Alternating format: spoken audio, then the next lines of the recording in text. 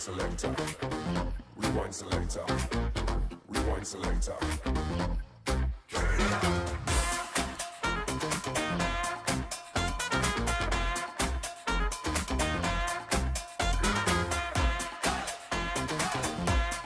It's a beautiful setting where we are. The sun's going down on another fabulous day. When you see a familiar face, it makes you want to keep playing harder.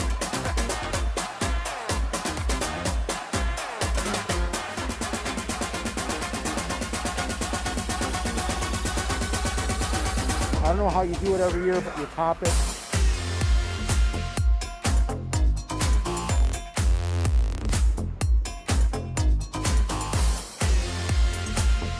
First time playing, and it turns into street hockey. I'm a little worried about it.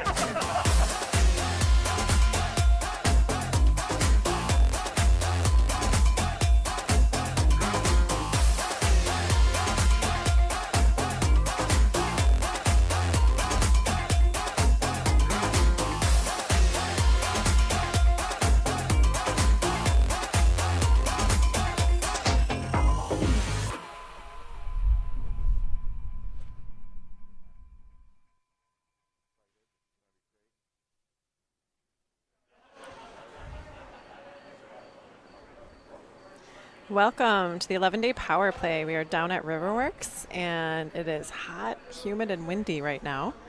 But we are fully prepared for any technical difficulties. And we are excited to bring you so much. We have had several teams coming through. We're looking forward to a lot of captain interviews, both live and pre-recorded from players that came in today. And Mike, how are we doing on the fundraising? We're doing great. It is day 5, and we started at $1 million. We are over $1,050,000. We've got a lot of fun stuff to talk about fundraising today. That's amazing. We got to get to 1.1. Our event could not be possible without our sponsors. Our presenting sponsor, Clever Method, Modern Marketing, and our Power Player sponsors.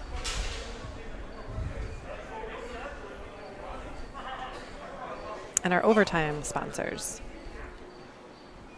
And, of course, all the money that we raise goes to Roswell Park, Make-A-Wish Western New York, Camp Good Days, and the Roswell Park Oshaya Children's Hospital Cancer and Blood Disorder Program.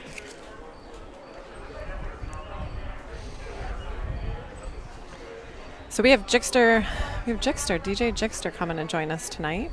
We have a lot of captain interviews that will be live, and we have some doctor interviews. So we're happy to be able to educate you on the common cancers in our community.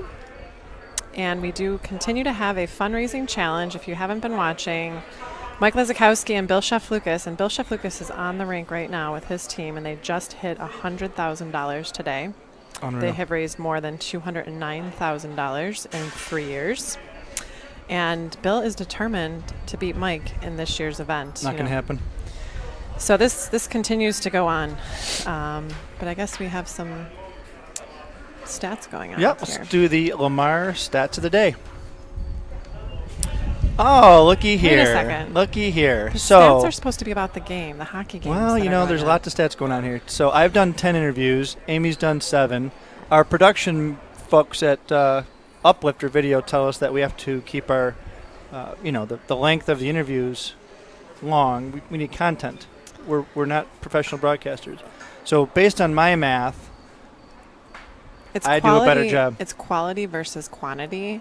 And when I interview our captains, I ask them questions. I don't really talk that much. Oh, okay. So Okay. You did a long. You did do a long interview with Roswell. I get it. 18 doctors. I get it. I mean, that was an unfair Lamar stat board, but we're thankful for Lamar because they support us every year. Thank you, Todd Schaefer. So a couple weeks ago, I met a fabulous captain. Well, I've known him, but I met him in person at Clever Method at their actual office. His name is Hank Hughes, and he brought along some teammates. And a lot of hockey players play hockey for many, many years, and they stay in touch because they play often, like I guess a couple times a week. And here they are. All right, I'm going to do some math here. Ready? So I am 48 years old, and I've been playing hockey since I was 3. I've been playing hockey for 45 years. How long have you been playing? I started when I was about 28, and I'll be 72 Friday. 45? I started when I was 16, and I'll be 63 tomorrow. You little baby boy. That's it. I've been going at it since I was about 18, 51 years, I guess. 51, I'm 69. 65, been going at it for 40 plus. Be 66 soon, and before the Sabres, so I'm 55 years probably. 63? About 57. So sitting at this table, we've been playing hockey for 336 years. Hey, let's have a drink. Cheers. Drink to that. So you can't use your age as an excuse anymore. Never have. Not in this group. You never have. No. I'd like to start up by saying thank you to each of you. You know, the 11 days growing every year, and it's because of guys like you that love hockey and are doing it for very important reasons. So thank you for being here.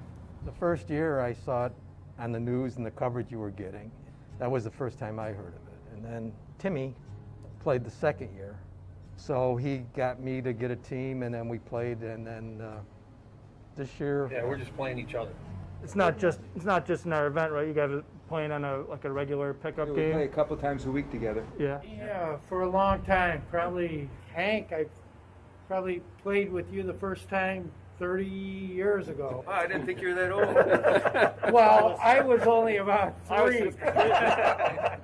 Who's the best player out of this group? I'll tell you who the dirtiest one is. Look over here. Everybody looked over. It's fine when I'm on their team. But Exactly. See how that works? Are any of you guys goalies? Oh. No? Hey, we're human beings. Well, for the first time you played, what did you expect was what it's going to be like? Yeah, it was way beyond my expectations. It was just going into that locker room and our jerseys hanging up with the name tags, and you really felt important. It was just an awesome experience, and I try to tell the guys that were new this year because I brought in a lot of new guys. First time playing, and it turns into street hockey. So I'm a little worried about it. Like the first year we did a 4-hour shift. 4 hour. That fourth hour, we usually skate an hour and 15 hour and 20 minutes. Yeah. So we're used to that. That last hour, Yeah. it's like, does that clock really move that slow? So we don't want it to just to be about hockey. We want it to be like it's a reminder that it's something a little bit difficult. It should, resonate in your after you play. Does anybody have a particular reason or person you feel compelled to play for, or is it? Look around the table. Yeah. Yeah. Yeah, Billy. Well, cancer sucks. That's the best way I can put it. We have 4 kids, and we've lost 2 kids to cancer. 2 kids have died. My daughter spent a lot of time at Roswell. Roswell is a great place to help out. We're just lucky to have such a good place in our community. Yeah. We all hope we don't need it, but when we do. Yes, and that's the thing, you don't know till you do. I've been a patient of Roswell for the last 8 years. I was there a couple of weeks ago, so I'm an ongoing survivor. I haven't had to have it treated, so it's active surveillance. 8 years ago, they diagnosed me with prostate cancer. And at first I was like, well, what do I do?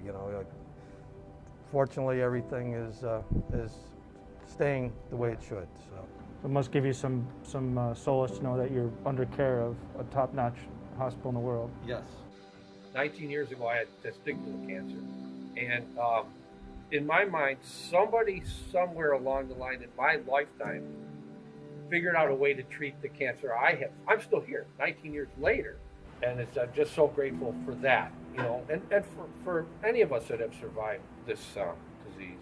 And cancer seems to me like an umbrella term that captures a whole lot of different diseases, We're very fortunate that we get to meet the people that are actually doing the hands-on research. We don't just hand them a bunch of money and say, here you go. We get to choose very specific research projects, and it's a great, I got goosebumps.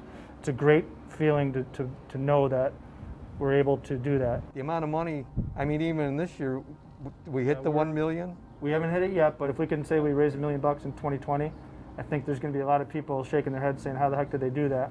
And it's because there's good people behind it, is really why. For family members and friends that I know that have cancer and survived, and people that we lost, I really feel it's important to come up with new technology that could save lives. And That might be what helps us down the road again, too. So it's all good, win-win. It's been a great event, and I'm really happy to be part of it. I know it'll be a lot of fun because hockey people are good people. We make our own fun. Yeah, we don't go anywhere and we don't have a good time and start talking with people. it's the game, but it's also the camaraderie that we have. It's personal, and we all share a common bond that we're like brothers. We're out there to have a good time. Everybody knows everybody's how they skate. They know who they can pick on, who they can't. Like it's anybody. And it's just fun. And if you can play for a good cause, it's all the better. Well, thank you guys. It's really great. Thank you. Well, thanks for having us. Yeah. Thanks for having us. These guys will do anything for beer. Need more beer? Some of them look like it.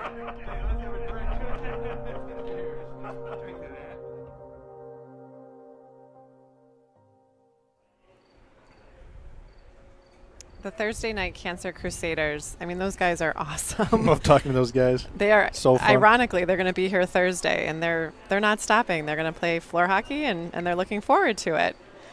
Mike, you had some captain interviews this morning. Why don't you go ahead? Yep. So earlier today, I got a chance to talk to Matt Vanderwerf from the Wyoming County Correction Officers team and the Buffalo Rugby hockey team led by Keith Storr. So we'll watch a recap of their game and then their interviews.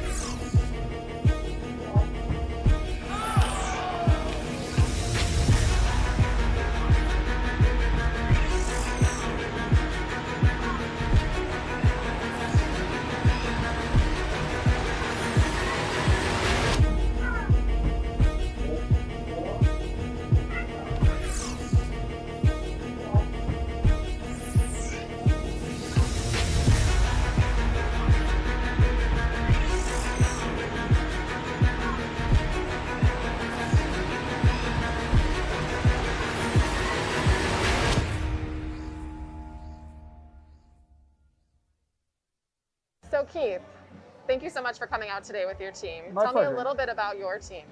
So my team's mostly made of the Buffalo Rugby Club. There's a bunch of us that play hockey, and everyone talks about the 11-day power play every year.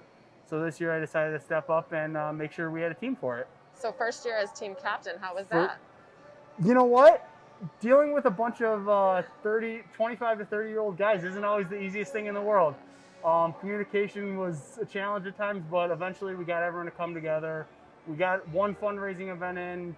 COVID canceled our big one, but it was a fun experience. I'm looking forward to being able to do it next year. And today's game, how was that? Today's game was a lot of fun, actually. Some people were kind of downplaying how fun it'd be to play floor hockey, but I actually had a lot of fun today. It was a good time. And you played a position you've never played before. Correct. I played goalie. We had 2 goalies signed up. One has concerns because he's taking care of his older parents, so he didn't want to play. And then our other one works night shift, and he told me last night that he'd text me this morning if he was coming. And he didn't show up, and I didn't get a text, so I figured I'd grab the pads and give it a shot. Well, you did awesome out there. Thank you. What was the final score? Do you know? I think we won 18-10 or 17-10. Wow. So giving up 10 goals wasn't ideal, but 100% win percentage is a goalie. That's awesome. Thank you. A lot of teams, a lot of players play for someone in particular. Is there Mhm. anyone that you're playing for or certain people? Yes, my Aunt Sue, my grandma, and my wife's grandma recently all passed away due to cancer. And that was part of the reason that I finally decided to be the one to step up and this is something I care about. It affects everybody. You can't walk down the street without finding a person that's been affected by cancer. And this year, after it's affected my family even more than normal, I decided that I want to step up and do something about it. So I tried to fundraise the best I could, and I love this organization. You guys are awesome. You help a lot. Any questions I had, you got back within a day. It was awesome working with you guys. Well, thank you. Thank you. You're wearing a special color today. Were I you am. surprised? I actually was a little bit surprised. I saw the past year as everything being blue and white. This year I like the fact that every team's a different color.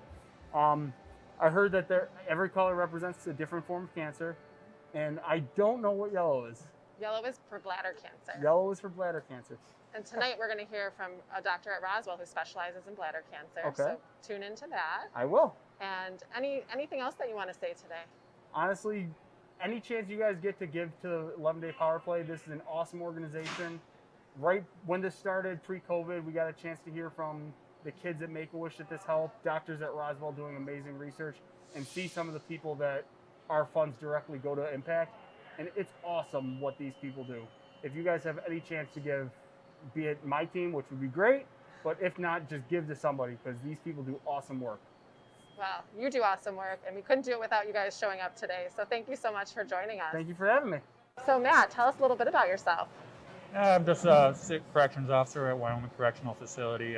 This is all guys from the correctional facility who came together to raise some money for cancer. I'm proud of all of them. A little winded right now, but they did good. They stuck in there. It was fun. So your first year as a team captain. Yeah, it's actually my first time ever playing. Kind of stinks that we couldn't do it as planned, but this turned out good. I'm glad we got to do something for the people we raised money for. So we just saw your game's highlights. Could you tell us a little bit about the game? Oh, it was slow pace. Quarantine hasn't been good to many of us. It was not for the faint of heart, but I'm glad the guys got up early and did it with me. Awesome. So a lot of people play for certain people in their family or friends. Is there anyone that you were playing for today? Just everybody who's affected by cancer. My grandpa had cancer, so it's just such a good cause, and I'm glad we got to get out and do something. So street hockey wasn't so bad? No, it was fun. What was the score? Do you know? I don't want to know. No, both teams got out there good and play. I want to say thanks to Keith. He's the other captain. Yeah. He was great with communication with me. It was fun. Everybody on the ice was having a good time. That's all that matters. Yeah. You guys were both first-year captains, and we're so happy that you guys could come out today. Yeah, hopefully we could do it every year. And we look forward to seeing you next year. Yeah, oh yeah, we'll be out here. Thanks so much, Matt. Yeah, no problem. So we are back, and apparently I did those interviews. I do interviews. It's not just you. Well, I get credit for it because you said I did it. So that's another at 47 plus 7 minutes. I'm up to 54. It was great meeting with Matt and Keith this morning. And right now we have Tom Crean from the Ingram Micro team. Hello. You've captained that this is your third year. Third year, yes. Captain extraordinaire. Yes, all the loopholes that we run through with Ingram Micro to make it happen. But, we've got a great squad behind us. Definitely much smaller this year than it has been in the past. But, it doesn't change anything. Everybody was really excited to, get in and support us. Year one, I think we raised just shy of $30,000. We had about 28 participants that thought that was going to be an easy task for them, and that was the 4-hour shift. I remember quite a few of the guys that didn't want to use a trainer for a cramp or whatever it was, and said, if they're good enough for the pros, they're good enough for you guys. And we had a fantastic game. I think it was one of the lowest scoring games. Came down to the wire. We had an injury right at the end, and I think that's what caused my team to come up short by a goal. So, but no, he's doing well, and he's actually here today. So, in year two, I think we were just right around $15,000. Had even more people that, just started at Ingram Micro right around the sign-up time and said, hey, here you guys have a hockey program, and, we're involved in the 11-day power play. What do we do to get involved? Mm-hmm. And, so, the support has always been overwhelming, and just people always asking questions, like, how do they do it? And a lot of questions come up about, Mike, you and the original 40 guys, and how the hell you guys – heck, you did. Sorry, I know we're on camera. But how you guys did 11 days in a row, I said, I still don't know how they did it, but it's great to be a part of. Sometimes I think captains' jobs are a little hard, too. You've been one of the most dedicated captains we've had. You're always looking out for matching gifts. You're always reminding your team that, Ingram will match and creative ways to fundraise. I think you hooked us up with a computer or a printer. Computers, printers, I think maybe a couple tablets, but anything we can. As a very small non-for-profit, you've really given us a lot of tools. So we thank you for not only captaining the team, but for providing those things that help us in the office. Well, you're very welcome. Very welcome. Thanks for putting this together, because this is, like I said, I was so happy that you guys were able to do something this year. And, obviously there's still a lot of support, and I know these guys are ready to go. So you are one of we have captains that are everyone from super organized to like last minute type people. You're over at this end of the high end organization, which is awesome. Just maybe talk for a second about what it takes and what you do, because I'd love to hear some of the other captains understand that, some of the stuff, the work that you put into it, because you do a really good job. Like, how do you herd the cats? No, that's a good question, because the first year that I was involved, I made a point with a couple of my players that were on my team to come to the opening ceremonies, and not really knowing what to expect, because the first year my wife and I just stopped in to see a couple minutes here and there of the game, but the opening ceremonies were really moving. We took a lot away from that, and it kind of made it personal. And with Roswell, I do the bike ride for Roswell every single year with my father. Camp Good Days and Make a Wish, all great foundations. And I made it personal, and I made the guys take it personally. Yeah. And I said, I know you guys love hockey, and I know you guys want to play. And Ingram Micro does a couple different charity games where you just show up and play. And I said, this is something completely different.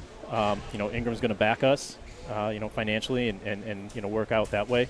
But you guys got to put some skin in the game. You got to get out there. You got to do fundraising. If you guys have any ideas, please bring them to the table. We can do it as a team. We can do it individually. But letting them know, the less response I get from you guys, the more you're going to hear from me, whether it's phone calls, emails, or just in previous years just stopping by. So make it personal. Invest time into it, and treat it as just bringing the awareness. Everybody knows the 11-day power play now in the area, and now you're seeing more swag out there, and I'm happy every time I see somebody wearing the stuff. I actually started to recognize Amy and Sarah's phone number without their name in my phone. I think we talk so frequently. Yeah, you got speaking of swag, you got like a hat from probably year 2. You got socks. You got the jersey. You got now the mask. T-shirt on underneath. That T-shirt was definitely from your. Yeah, so I think you've got every year covered with the jersey on. I think you've got every single year covered. Got my face mask too. Make sure you guys grab some. We'll need these for a while, I think. Little plug for you. But another thing too, just the recognition of the brand, the 11-day power play. Now, I've been as far away in Arizona. I was at Topgolf, and I had this T-shirt on. and I had people actually stop and ask me about the game. I remember sending you a text message for it, and that was the coolest thing. We had a couple cocktails and talking about it, and started talking hockey. And unfortunately, they were Leafs fans, but yeah, it's great, and I'm happy to be here today. So you're wearing yellow. Mm-hmm. Do you know what color cancer you're representing? I do. That's bladder cancer. So Very I think good. it's great what you guys are doing with the colors this year. It was a good surprise. Yeah, we've got Dr. Lee from Roswell Park talking a little bit later about bladder cancer and how we can prevent it and how they treat it, and lots of education. So we're that proud. I will. I'm sure Mike will see me at a couple pickup games wearing this thing too.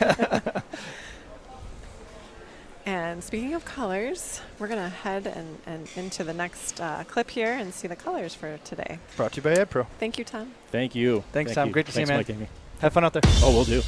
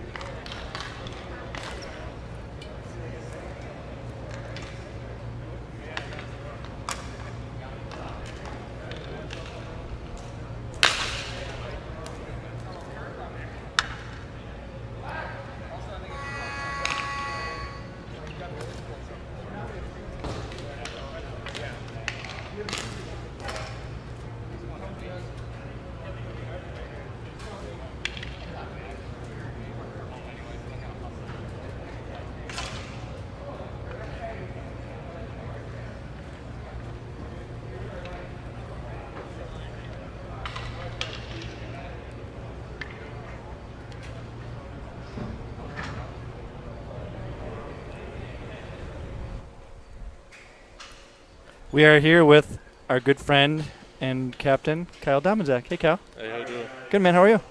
Great. It's so good to see you. I know you're not able to play tonight. Actually, I am. Really? This just in. I skated Friday. Everything felt pretty good, so I'm going to give it a go. Awesome. Awesome. Yeah. We'll take it easy. Kyle had an injury, We'll try. not an injury, but an unfortunate situation last week. So I'm so happy to hear that you're actually playing. Thank you. You've Yeah. been the captain of this team for 3 years. Yes. You want to tell us your team name and what your team is composed of? So we are the Buffalo Sabres. Just kind of hit me one day to come up with the Buffalo Sabres because I wear a Sabres hat all the time. And basically just family, friends, one guy I work with, guys I play men's league with. And Is Mark Schulte around?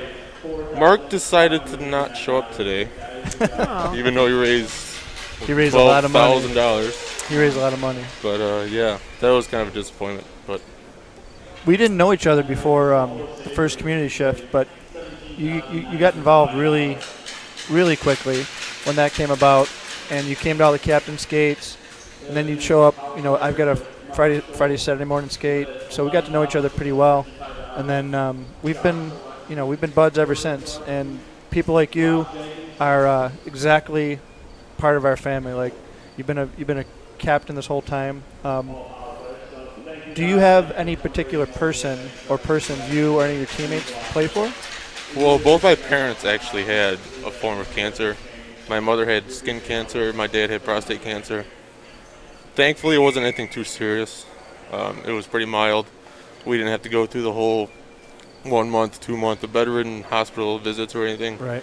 They just kind of did their procedures, and that was kind of it. Good. But, I mean, I've heard stories, horror stories, and I just kind of want to, I really do it for them now, since my parents are both recovered from it, so I do it for the people who have to go through this. Awesome. And your parents help you with your fundraising. I mean, talk a little bit about the fundraising events that you've done in the past. And I know your mom helps you. Oh yeah. So last year we did a nice meat raffle that my mom put together because she kind of likes doing that stuff.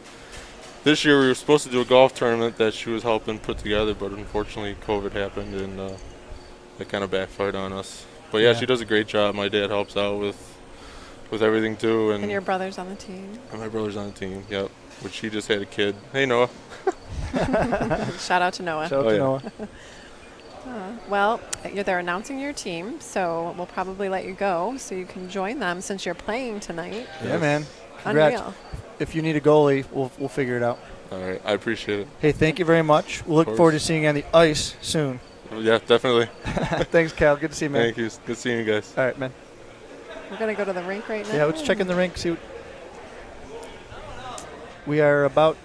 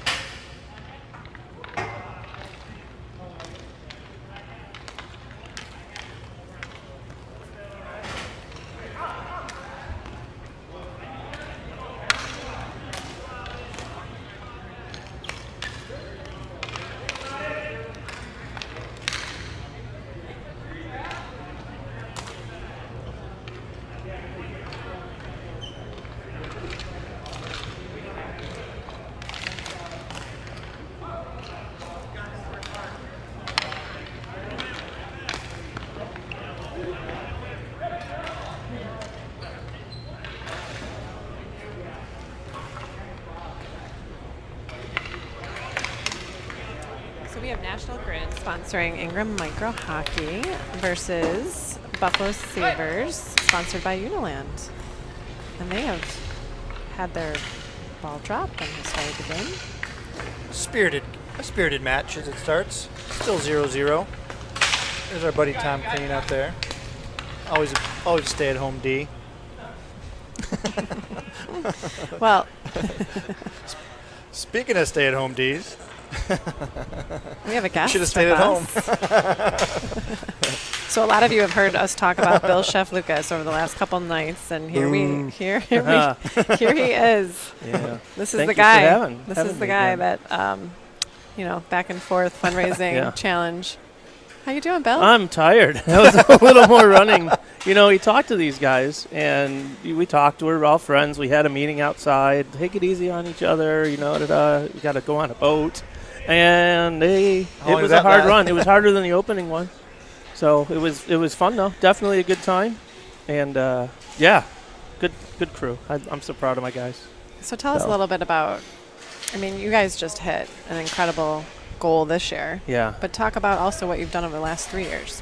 It's amazing. Like I have such good friends to not only just support things that they do, but to come out and this is relatively new still, 3 years community shift, and to have friends who dive right in and support it and pick up the slack when it needs picking up is pretty impressive. And we have a great group of guys. I'm really proud to be their captain. Yes. So you started out as an original guy. Yeah. And you got right into it. I mean, Yeah. Full on right into it. We didn't know each other. No. We talked to each other. We had a cup of coffee. We had a cup of coffee, and finally we're like, yeah, it was obvious that you were part of the group, and you knocked it out of the park. We all did in terms of fundraising.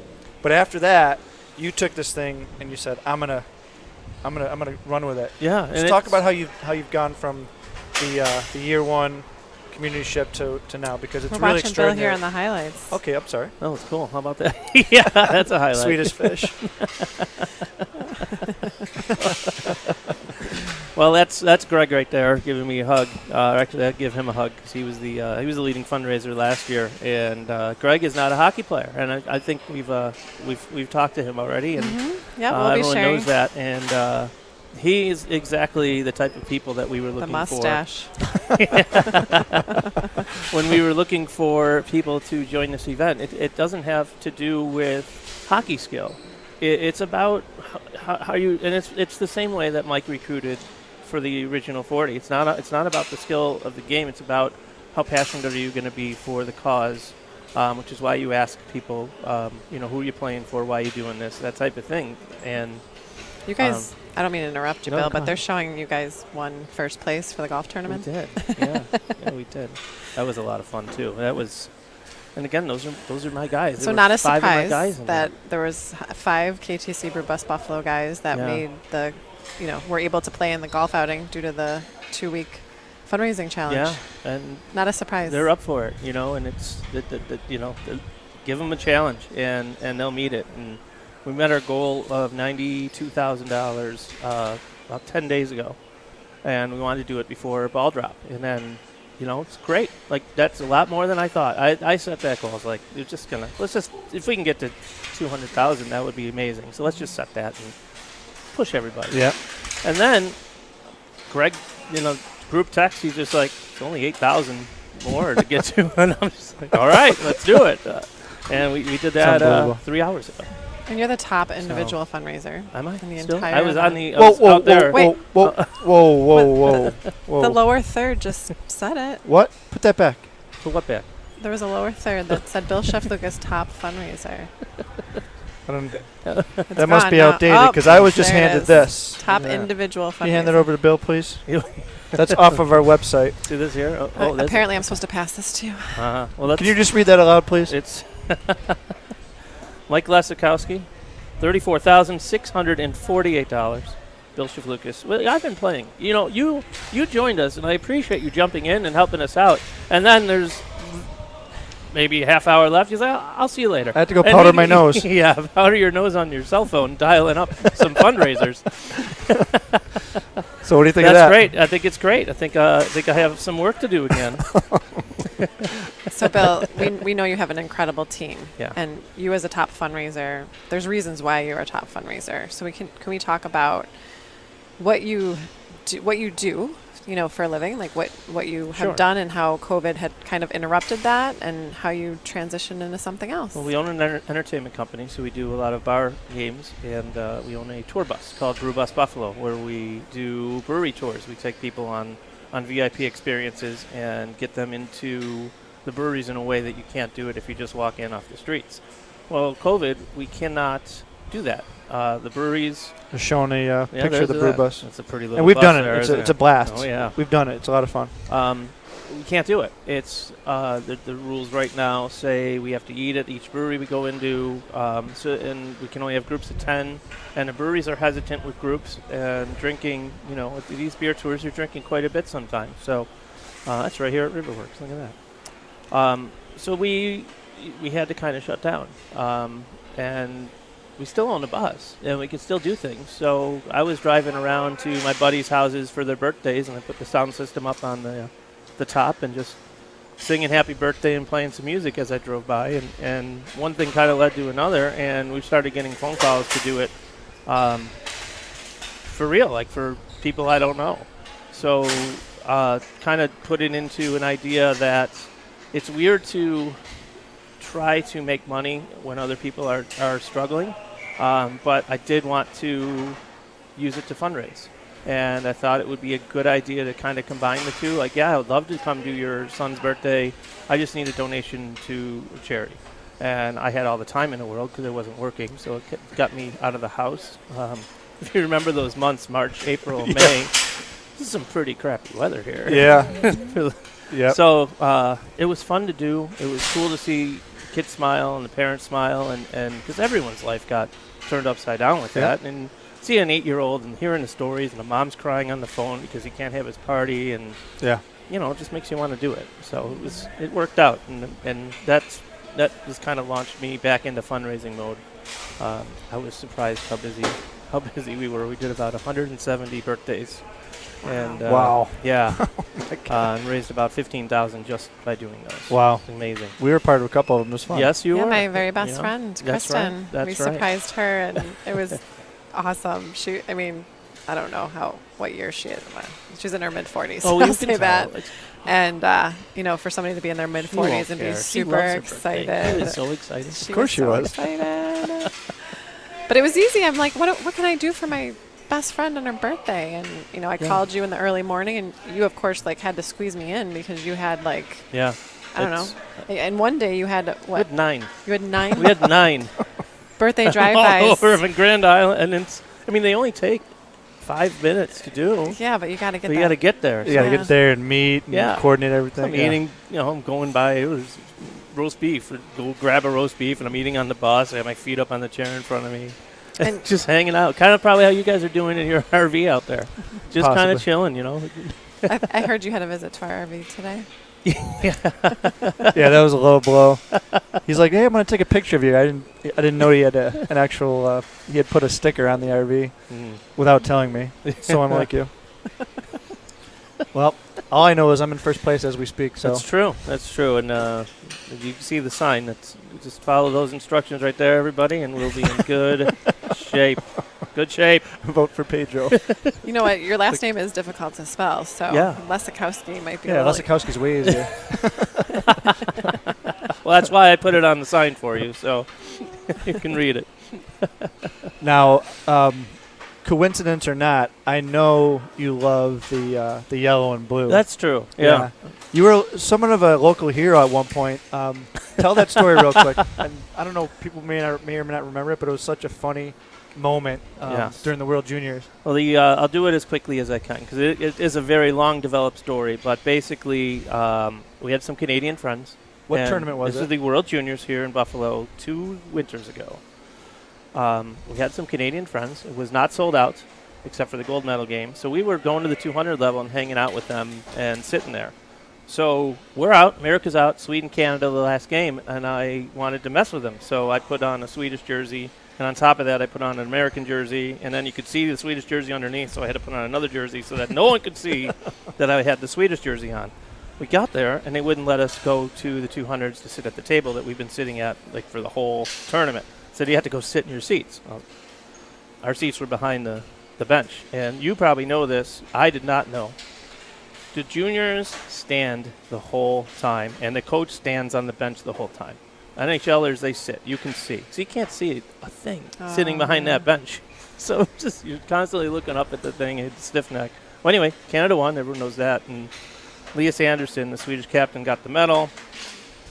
He didn't want it. He looked like he was going to do something to it, and I kind of made eye contact with him, and I just do one of these, and he looks at it and he just goes. He zipped it into the crowd. Yeah, and no one was everyone's Canadian fans, Canada fans, so they're all paying any attention to them. Their team's still celebrating on the blue line and hugging, and it wasn't even a fight for it. So when you got it, it was so good. I wish we had what did you do after you caught it? Did you put it in your pocket? I had it. I held it up in the air, and everyone's just stunned because no one can believe it had happened, and I couldn't really believe that it happened. It was the captain, right? What was his name? Liam Anderson. Liam Anderson. Yeah, he was drafted by the Rangers. Liam Anderson. He did not make the Rangers. World Juniors in Buffalo. Yep.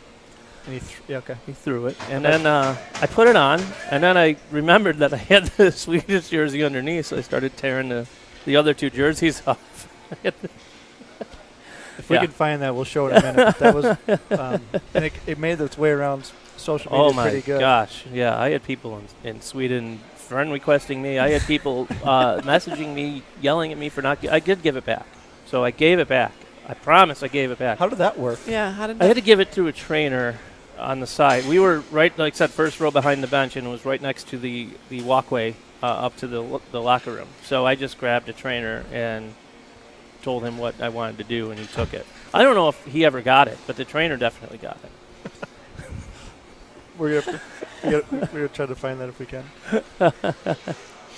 How did it go today? I know that I was transitioning into talking about the jerseys and stuff. I knew it reminded me of the Sweden thing, and you got to wear yellow and blue. I got to wear yellow and blue. And I played on your team for a little bit. That's right. Thank you for doing that. You're welcome. We had a couple guys who last minute have had some problems. One of our teammates' moms just got diagnosed with stage 4 ovarian cancer, so he didn't play. And that's the stuff that we're here to do and to fight for. And it's sad because we bond as a team to do this as a team. When people can't do it for reasons like that, that's depressing a little. So we kind of played for him today. We met before I told the guys, and that is what it is with cancer. Is you never know when, you never know who, and until there's a cure, we got to just keep fighting. Yeah, we definitely will. We had a good time. We were no one got hurt. That's always. I didn't go down.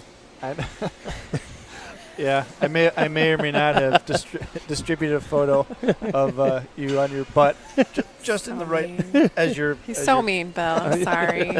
It's not mean. It's what guys do. It is what guys do. Yeah, but you put it on social media. It's one thing if you texted his buddies, but. No, one thing that sticks out from your team last year was the coolest thing that's never happened. I don't know if it'll happen again, but last year. You had two sides of the ice, so there was 30. We had 22 last year. 22. Everybody was a power player. Yes. Yeah. And that was cool. That was our goal going into it 2 years ago. That was our goal going into it this year. COVID changed a lot of what I was asking the guys to do. A lot of the guys I'm very close with. Some of the guys are friends of friends that I'm not very close with. And I made a decision that I'm not going to push. I don't know their family life, their situation right now. I'm not going to force other people to fundraise. Right. As we started getting out of it, the last couple months, we had a team meeting, a few of them at Papa Grande's, and we decided that we're going to re-engage this fundraiser, and we have a goal, and we're going to try to make it. And for the most part, we did pretty quickly. A couple people were still on the fence, uncomfortable. And that's fine. It's you do what you can to your comfort level, just kind of like you do what you can with this event to make everybody comfortable. And if people don't want to play or for certain reasons, for family reasons, for cancer reasons, for COVID reasons, that's fine. We'll be back next year. We'll do it again. And next year hope we will be back to everyone wearing a power player jersey again for next year. That'd be great. Yesterday we were talking about some of the different events, obviously with original event, community shift, now ball hockey. We were throwing around the idea of possibly doing another world record event. Is that something like? How does that make you feel? I remember saying, before you answer that, sure. I think our guys at Uplifter found these guys are good. Yeah, so you were wearing an American sweater. Yep, there he goes. The guy next to me is great when he realizes it too. Watch his face, like.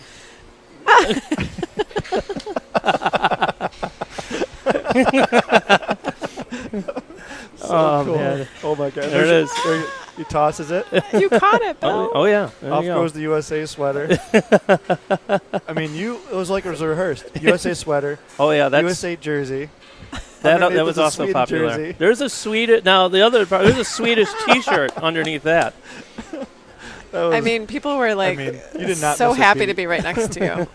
You made some friends that night. Oh, definitely. That guy had season tickets too, and he's like, "Where have you been?" And I was like, "That's sitting in the 200 because I can't see because the whole bench stands up the whole game." So Bill, in typical fashion, you are always, making sure that your players are happy and you do special things for them. Oh yeah.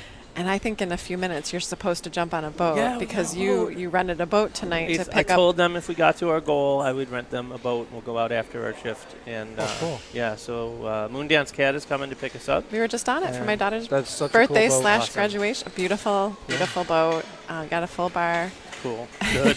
Thank And you God. guys will get the sunset. We'll get the sunset, and because the bridge is up, they can actually pick us up right here on the dock. So we're in pretty good shape. Well, have fun, Bill. Sure. Thanks for Thank joining you us. for And thank having you me, for guys. everything that you guys And do. I'm in. I know how I know. I told people, I was like, if I ever think of doing this again, I told someone to kick me in the shin as hard as you could. But that was 4 years ago. I feel much better. Yes. Yeah. Our, You're getting- our feet have That's- healed, yeah. and our passion is refueled. That's right. And I think I could just figure out skates a little bit better. I mean, if and- Alan Davis did it at the age of no kidding. 62, If Alan- I then mean, you've yeah. got a few years. He's an Yeah. inspiration. If Alan can do it, anyone can do it. Right, Al? Alan, we love him. Uh, Well, Bill, speaking of thank yellow you very much. jerseys, we're going to turn it to Dr. Lee at Roswell Park, who specializes in bladder cancer. Dr. Lee, thank you so much for joining us today and taking time out of your busy day to talk about bladder cancer. Can you tell me a little bit about yourself, where you're from, and why you went into cancer? I'm one of the urological oncologists here at Roswell Park. I'm originally come from China, and I came here for a research study, for cancer research. And I started the urology residency at Medical College of Georgia, did the urological oncology at Memorial Sloan Kettering, and I joined Roswell Park in 2017. My main focus is bladder cancer research. And, my main focus is bladder cancer surgery and bladder cancer research. Dr. Lee, could you tell us what is bladder cancer exactly? Bladder cancer is a cancer, what we call urothelial cancer. It's a cancer start from the lining of the bladder. It could divided in two groups. It could be a non-muscle invasive cancer, the cancer without deep roots, or the cancer with deep roots, what we call muscle invasive bladder cancer. Are there signs and symptoms of bladder cancer that people should be aware of? Yeah, the most common findings or signs or symptoms are actually painless gross hematuria. Means you pee blood without any burning or pain. And is there a screening process for bladder cancer? Is there a way to prevent it? Typically, when folks go to the primary doctor typically will do annual urine analysis, checking blood in the urine, any blood cells in the urine. If they found red blood cells in the urine, and they will send the patients to urologists for screening.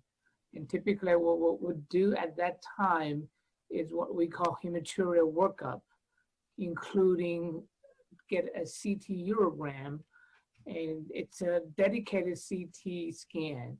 And they'll give folks the contrast and wait 15-20 minutes and let the dye light up the urinary system, looking for any polyps or any lesions. The second component is we will do a cystoscopy, which is the telescope goes in through the urethra. The channel connects to the bladder, and then we'll look inside the urethra and bladder. And this is how we diagnose the bladder cancer. The third component we often do is what we call cytology. It's literally a pap smear of the urine. So they will spin down the cells in the urine and look under microscope, looking for any cancer cells. How is bladder cancer typically treated? There are two groups of bladder cancer. The first is non-muscle invasive bladder cancer. Those are cancer cells that not invade into the muscle. The main treatment for non-muscle invasive bladder cancer is what we call TURBT. It's transurethral resection of bladder tumor. Basically, we scrape the polyp-like lesion.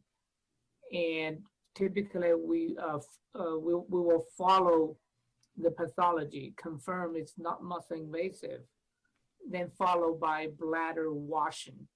What are you hopeful for in research that, like, what is exciting right now for you in the research that you're doing at Roswell Park? The way we're treating bladder cancer is different than we treated even 5 years ago, 3 years ago.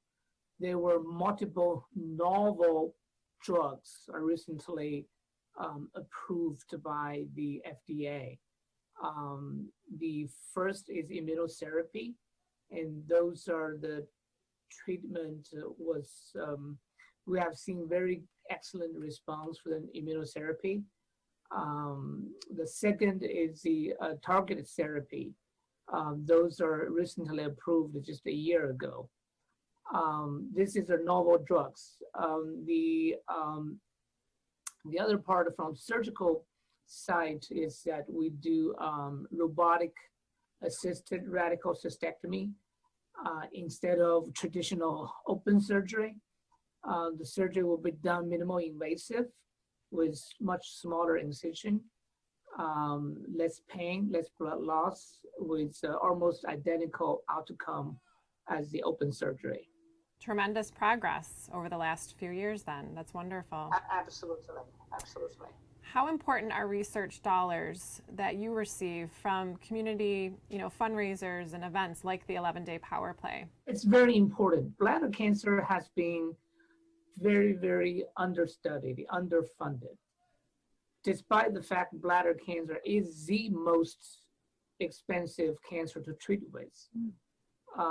It's very important to raise up the funds in the community, and also bladder cancer surgery, bladder cancer treatment, a lot of time is life-changing and life-saving. It's extremely important to have the community be aware of signs of bladder cancer, seek medical care as soon as possible. Anytime they see blood in the urine or the urine analysis show blood in the urine. That's extremely important, especially for those folks who had exposure of some toxic chemicals in the past and the long-term smokers.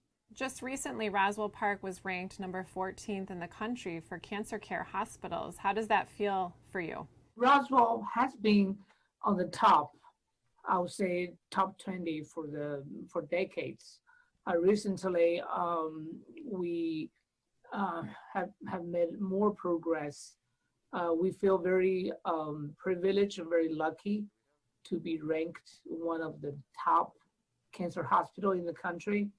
And we're proud to take our patients and to deliver the most updated care. Dr. Lee, are you a hockey fan?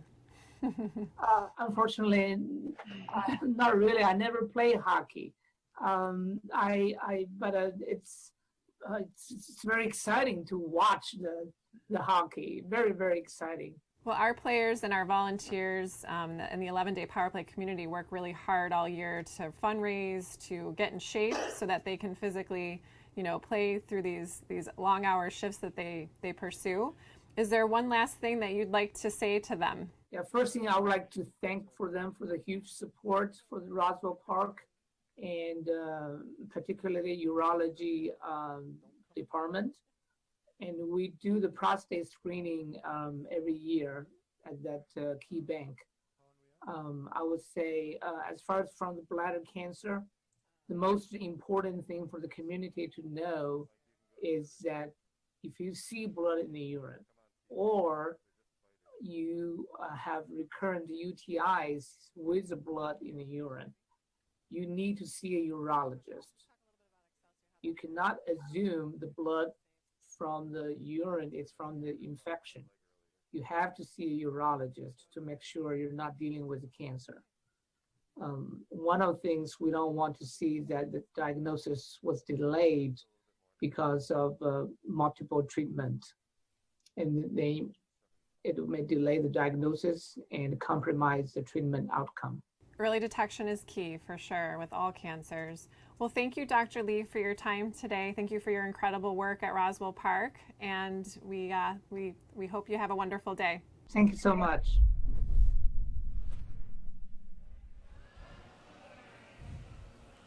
And we are just so grateful for Excelsior Orthopedics and everything that they do. And it is now time for the healthy tip of the day. Hi everyone, welcome. My name is Josette Fisher. I'm the Director of Sports Medicine and Wellness with Excelsior Orthopedics. I am happy to announce that we are yet again the healthcare provider for the 11-day Power Play. This week, our team of experts will be sharing with all of you, either watching online or participating during the event, 11 healthy tips to keep you safe and active. In tip number 5, we're going to discuss pre-event nutrition. As you know, it's really hard to operate on a sporting field if you don't have any fuel in the tank. What we recommend is 3 to 4 hours before your shift or any competition you may be involved in is to have a simple meal of complex carbohydrates, protein, and limited amounts of fat and fiber in order to encourage gastric emptying. Simply put, we want to make sure you're not too full before you start doing your exertional activities.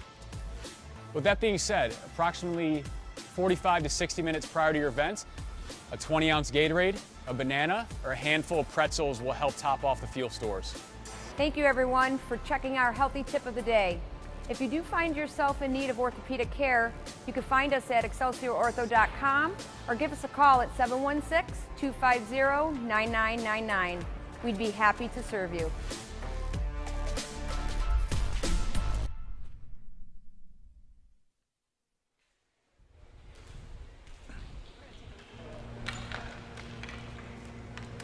Who?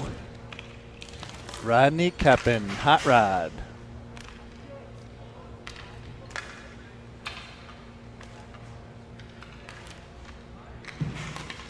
A lot, yeah.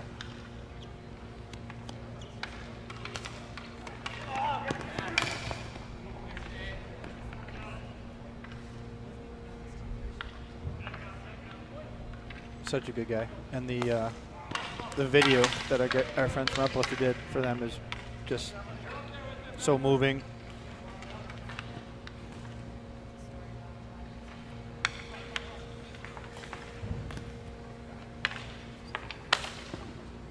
Oh, Hot Rod almost scored. Who else is out there? I see, I know Tom Crean is out there.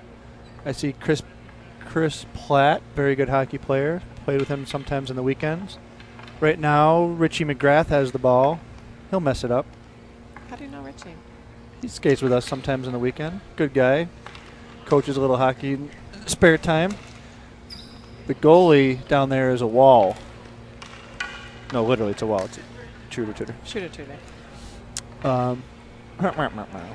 So we instituted shooter tutors this year because we had some goalies that weren't a fan of playing goal for floor hockey. So it's worked out well. Like today's game, we've got one real goalie, and then we've got one shooter tutor, and it works out.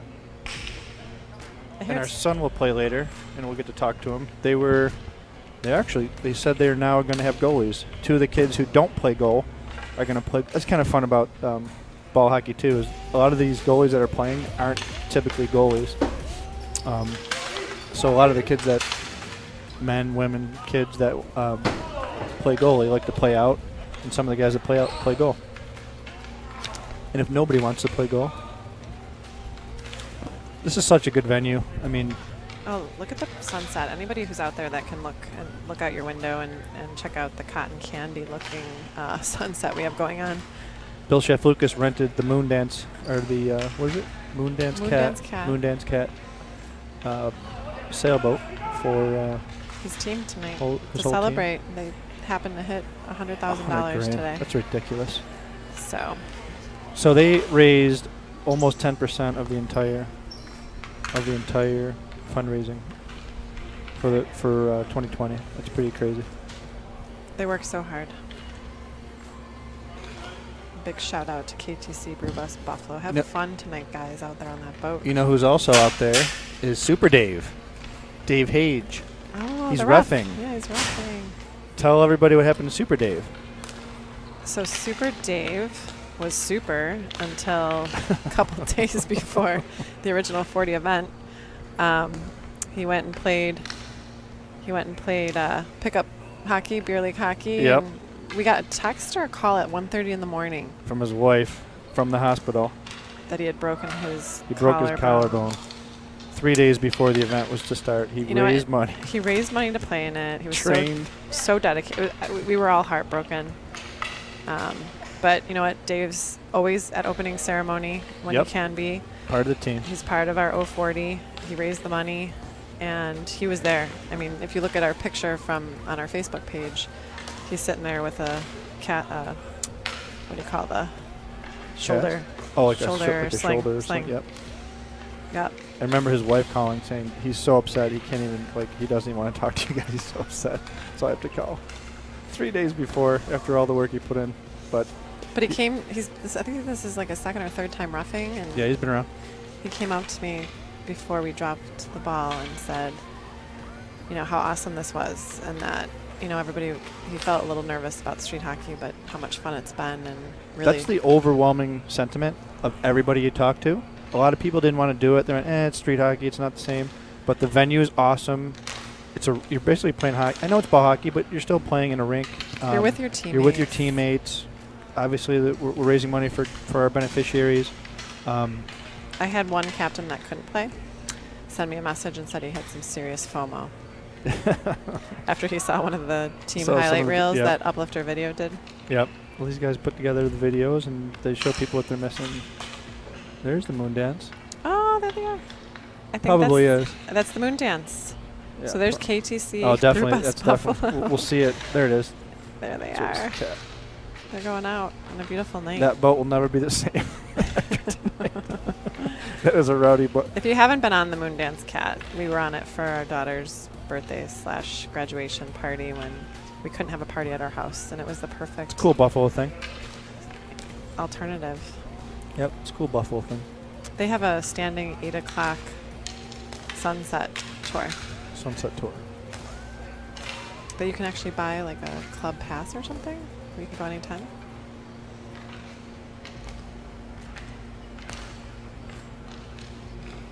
What teams played earlier? It was right. So Wolfpack. I got a chance to catch up with one of the Wolfpack guys, Steve Hannon, who's a friend of ours through his dad, Blue Hannon. He and Matt Rusk were childhood friends, and they ran the Wolfpack. They've been 3 years running with the community shift. Mm-hmm. So I had a chance to talk to Matt, really good guy, and we did an interview with him. Let's check that out. I'm here with Matt Rusk, captain of the Wolfpack. Welcome, Matt. Thank you. Thanks for having me. So you guys are in the middle of the game here. We're catching you a little out of breath, so I apologize. That's okay. How's it going so far? Oh, it's so much fun. Yeah, it's great. It's great competition for a great cause. We're all very excited to be here. Been watching the game a little bit. It's 5-5, so obviously a good match. Tell me about the makeup of the team that you have here. It's a lot of us are from the same ice team for like pickup. Some of us met each other through pickup. Some on the same ice team in men's league, and then what happened was when COVID happened, some people weren't able to make it because of the time change. So we found some other people that actually don't normally play ice hockey, play street hockey. So it's actually really fun. Oh, good. Get some people that don't normally play ice to get out here. Oh, cool. What is your hockey background? I grew up playing. I guess the best that I played was club in college for John Carroll University. And, grew up locally playing youth hockey? Yep, played youth hockey.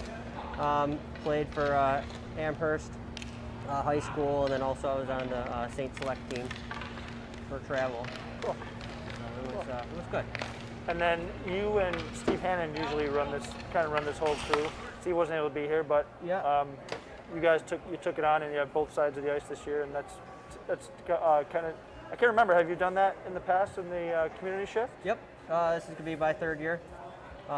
Yeah, Steve and I, we grew up together on the same street. Went to school together, played hockey together, all different teams.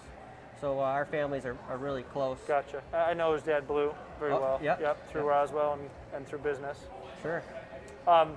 What compelled you guys to put it? I mean, I'm assuming you saw what we did in 2017. What compelled you to put a team together in the first community shift? Right. It was a lot of different things that just came together. I think. You heard it here first. That's right. I trust his judgment. So basically, I think it was really a couple things. One, just the cause in general was the biggest motivating factor. We just thought it was great what you guys were doing, and we wanted to be a part of it. I mean, going back, if I could have had the ability to take off 11 days to play hockey all straight through, I would have loved to have done that. So being able to, so when you guys opened up the community shift, it was an honor to be able to do that. And everyone that was on our team thought the same way. And really, it also does come down to, I mean, so many of us have been touched in some way, cancer or severe illness or something like that. And is there anybody in particular that you or your teammates are playing for? Yeah, I think everyone has someone in particular. For me, it's there's a couple people, but I guess in particular, my dad is a survivor of urologic cancer, and so I guess I'd be doing it for him. But everyone has their own story, and there's it's a touching thing, and it's nice that we get to honor them for something that we all love to do, and we're lucky we get to do this type of fundraiser, and for us it's fun. We get to go out and play a game, but there's deeper meaning to us as well. This year we're very focused on awareness and talking about certain cancers.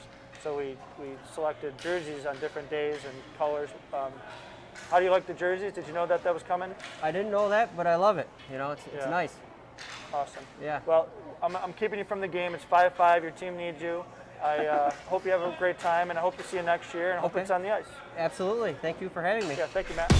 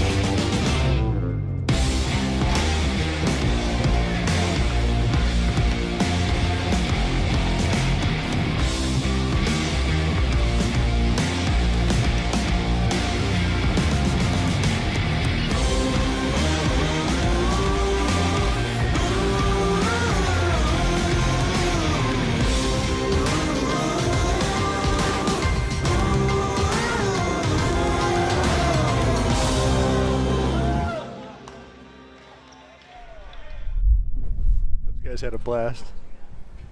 A blast. If you've been watching us over the last, even just one night, you clearly know that we are not professional broadcasters. We do the best we can, but sometimes we do get stuck. And when we get stuck, we go to the Crowley Web, presented by Crowley Web Stock Bucket. So I guess it's my turn to read you a question. What was your biggest challenge in the last 4 years with the 11-day power play? and how did you deal with that? Oh, geez. That's a good question. There were several. From the original event, I remember there's a couple. There's not just one answer. Okay. From the original one, I would say working out to the extent that Jason Jerome, who ran Impact at the time, made us work out. I've never worked out so hard in my life. And he did such a good job, and the guys reacted to it really well. Jason's with the Pittsburgh Penguins now. He's no longer in Buffalo, but man, he was he worked us hard. I was in pretty good shape at the time. And then, not to state the obvious, but this year we had such momentum coming into our third year of the community shift, and we got this. We put out a $2 million goal early on. We had more players than we ever had. We had more interest than we ever had, and it was going along great. And then COVID happened, and it put things to a screeching halt. So, it's an obvious one, but it can't be overstated.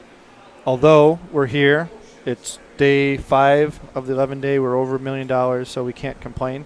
But needless to say, in the last 4 years, this was the anxiety and the extra work it caused you and all of our staff and everybody that works, volunteers and everybody. I think it's pretty obvious that this was the most challenging time thus far. But we're here, and we got guys playing, and they're having a blast. Everybody that's been here has had a really fun time. The fundraising continues, and it's 11daypowerplay.com. It's very easy. Just go to our website, and you'll find the donate button, and it's easy. Yeah, it takes 30 seconds. And I think today was one of our biggest days. I think we brought in fundraising. We brought in over $10,000 today. I mean, besides opening day, we brought in my God, 60. Bill and I had Bill Shaflucas, who was on here earlier, had a little rivalry going because we're very close. We're back and forth as top fundraisers. So he was pushing it hard, and I was pushing hard, and always. Roswell, Make-A-Wish, Camp Good Days No Shy are the winners. Look at that. Whoa, it's 1,063. Yeah. $13,000 today. All right. Well, we wanted to get to 1.1. We're getting there. I think we're going to get there because we have 6 more days after today, and we're going to get there. We're going to get there for all of our beneficiaries because they need us now more than ever this year. And Mike really wants some donations. I don't know how long you're going to stay in first. I hate to say it. Do you have a particular challenge for the last 4 years? I think our biggest challenge as an organization, as being the executive director for the 11-day power play, has been really not having staff, not having a lot of people to consistently be in the office and help us with things. And, prior to this past year, without Nate, I don't know if anybody has met Nate Lawson, who's actually looking at me right now. He's been amazing, and that challenge has been, it's gone away because now it's Nate, me, and Sarah, our event manager, kind of doing everything with our volunteers supporting us. And I think that's the cool part about the 11 days, is that we are so small and we're able to distribute funds, significantly to our beneficiaries. So I think just kind of navigating. Yeah, well, my hat's off to you because I have a job. I don't get to, I can't contribute daily like you guys do, and I see it firsthand. So Mike likes to show up for the game. He does a lot more than that. He does the schedule, but I fundraise and play hockey. He's the face of the 11 And now day. I'm just a pretty face on TV. And you got your hair cut, so you're doing well. And speaking of pretty faces, the best looking guy in all of the original 40 event was our good friend Jeff Peters, who I talked to just today. I'm here with Jeff Peters. Jeff is a good friend and one of the members of the original 40 world record game back in 2017. Welcome, Jeff. Thanks, Mike. Thanks for having me. So let's, before we get into the 11-day and all that, talk a little bit about your hockey career, because you ended up playing some professional hockey. Where'd you start? Where'd you get to? Where are you from? Well, I'm from St. Catharines, Ontario. I started my minor hockey in St. Catharines, Ontario, and I ended up playing, in Southern Ontario for the majority of my early teens, and then I moved to Toronto when I was in grade 9. And Is that for juniors? No, it wasn't. It was just to go to, I moved into the MTHL, which I guess was a higher, more competitive league, and then I just, I was drafted into the OHL, and a couple years after being in Toronto, and then I spent 4 years in the OHL, and then at 20 I was drafted by the Blackhawks and spent 10 years in the minors, riding a lot of buses and eating a lot of cold pasta. So it was, it was a good time. Anything? I mean, obviously, anything related to hockey, you always come back to camaraderie. But anything in your professional career that sticks out as a lasting memory in particular? Yeah. So I've mentioned this before, and I know obviously my brother, being Andrew, we got a chance to play together in Rochester for. I was only there for 10 games, but we ended up being line mates, and I just remember the first game we played together. I ended up playing on his line. It was the fourth line, but it was a line, and there were 3 of us. And I ended up scoring. Like Andrew got the puck, and he comes over the blue line. He shoots it. Like I'm yelling shoot because I knew he couldn't lay it on my tape. That's not true at all, by the way. I'm mocking him, and he's not even here to listen. But he shot it on net. I banged it in. Long story short, Andrew scored in the game. Andrew had an assist. Andrew had a fight. We both basically we equaled our max amount of points for the season in the one shift. And, all you have to do is stay together longer. I know. That was nobody wanted. That's I don't know if any GM would want that. Well, me knowing and having both of you as friends, I can appreciate that sentiment. Yeah, no, it's all good. So fast forward to later in life, you myself, and you and Andrew got to coach, our buddy Jeff Weber. We got to coach together for a year.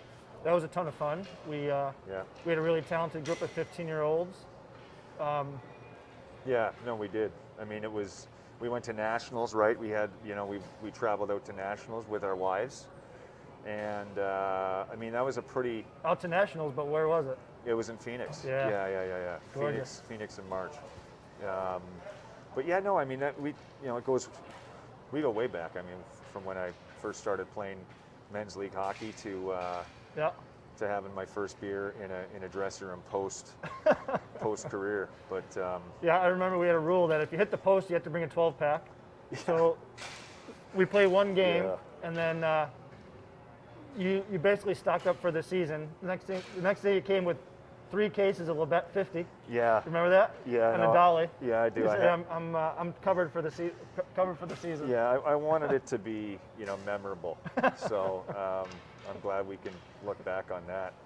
A lot of good times there. But I just talking about the 11-day and how much of a great job you've done with Amy and keeping it going and keeping the spirit alive. And we went out for dinner. You remember the story? We were at. Yeah, I do. Do you remember where? Yeah, it was at Remington. It was at Remington, exactly. Yeah, and I remember you said you're putting this all together. You did say I wasn't the first one you told, so I didn't feel that special. But no, I remember the conversation. Like it was, just. I was very smart. I asked you in front of your wife. Yeah, right. Yeah. No, I mean it was. Yeah, that's right. It still took some bribing, but no, I mean it was. I remember exactly when you were kind of going through it in your mind. Yeah. Yep. So then we ended up doing it, obviously, and it was something. It was definitely something I'll never forget. I'm sure you've got a couple of stories you could share. It was amazing. It was amazing. to be the original group was, as you know, you obviously were there. It was getting through the first few days, the lead up. I didn't realize how many shifts we had as a group until the night before I was out for dinner, and I'm like, I got 80-something hours, I think it was almost close to 90 hours of hockey in 11 days, or right, it was, and it was like, what the, I remember we all had done the skating, right, and I couldn't even get through a 1 4-hour shift at like 1 in the morning. I was, I'm like, how are we going to be able to do this? And what people, it was not easy, and we talked about my hockey career. It wasn't easy for a guy that played hockey, but it was for the guys, like, we're all just a bunch of normal Joes, right? And for these guys to come together as a group of 40 from all their different jobs and responsibilities, and do it for one cancer, to the love of the game. Lasting memories for sure, Yeah. and I'm just so happy to say I was a part of it. There's some great people involved, and a lot of people that volunteered their time, as they still do. Yep. And it comes back to that camaraderie thing, right? Nobody wanted to let each other down. That's kind of like how hockey players are, right? You get a team. We're playing each other, but at the end of the day, we were kind of one team out there. So and we had a couple of we had a fight over some bed sheets early, and that got ironed out. Jixter's going to be here tonight, so we're going to ask him about that as well. I'm sure he's got a couple of good stories he can tell. Yeah. Was it $50 a goal? Yeah, it was 100. $100 a goal. Yep. Yeah, he was actually surprisingly offensive. Scored 99 of them. Yeah, right. I mean, I don't know if you hold a grudge, but do you know who's the leading scorer? I don't know. It was Corpy. Oh, Corpy was, of course. Yeah, Corpy's a little water bug, man. I mean, he's. Even you came in second. Yeah, whatever, man. It doesn't. Yeah, second's great. I'll take second any day of the week. I mean, but yeah, it was fun. It was fun. I mean, I think the goalie experience was something I'll never forget because it was grueling.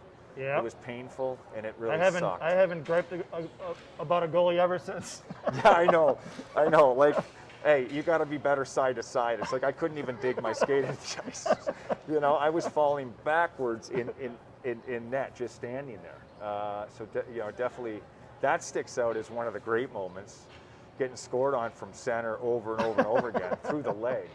I had a rule: no dekes, it's embarrassing. No slap shots, no shots on the ice. Everything has to be right here. Yeah, no, it didn't matter.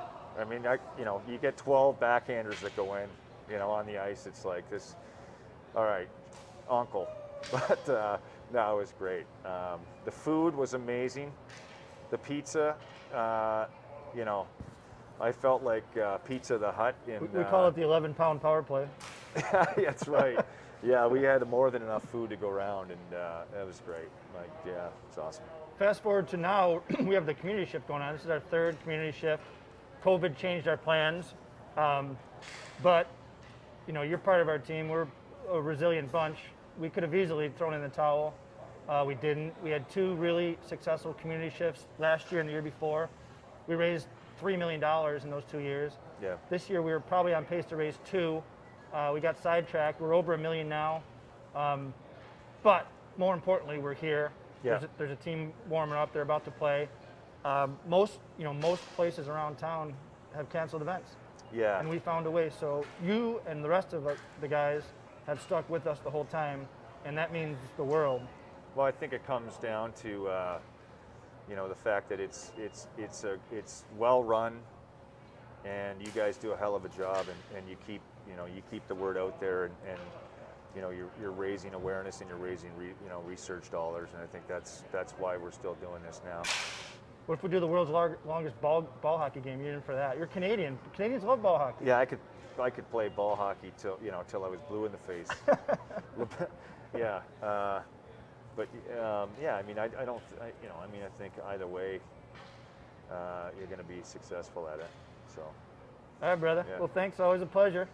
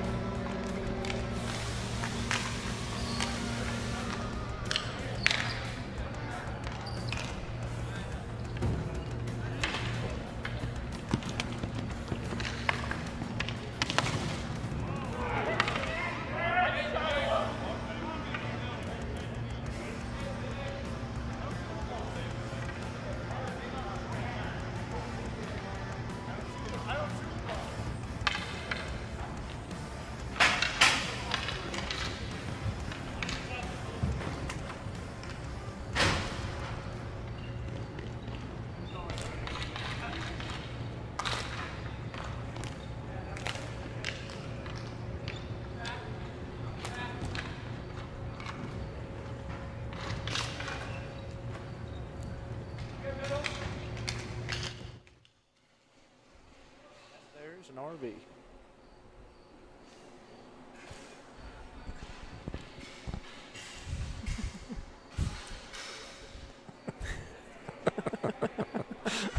There was just a picture flashing of near our RV, so we thought that was funny because we're a little tired of looking at it. One of my favorite quotes from Christmas Story, Cousin Eddie. There's an RV. Anyway. Don't say the other comment.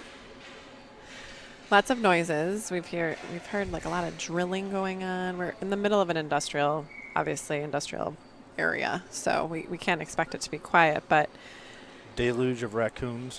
we've seen raccoons. Killer hornets. I wonder why the raccoons, I mean, the water's right here, but I mean, I guess there's the cereal. Yeah, if I were a raccoon, I would live next to the Cheerio factory. Wouldn't you? Yeah. Okay. So we're close. Doesn't mean I want to see one. So today I got to meet up with Carl Sadlowski. He's a great guy, and we're excited to show you a little interview that I had with him. Carl, thank you so much for joining me today. Thank you for having me. So this is your second year captaining. It is. And your third year as a player. Yes. Tell me a little bit about your team. It's a very eclectic group. I mean, we have guys that are 14 years old up to 67. All different experiences with cancer and how it's affected us, our families. I've been very lucky. I haven't been touched very close, but with Camp Good Days, my wife and I, we've done a lot of work there. So the team is very diverse. That's awesome. We really appreciate you coming out, especially this year. You know, I know that you had some players that couldn't play, and you brought in subs, and you're doing everything that you can to get out there. How do you feel about playing floor hockey? I'm a little nervous. You know, I hope my shins make it through. I've heard that sentiment, said, but we'll be good. It's a very good group. We're lucky we're doing both sides, so it'll be very friendly for the first 15 minutes. After that, all bets are off. So I don't know if you've noticed, but jerseys are different colors this year. They are. Were you surprised by yours? I was actually hoping for pink.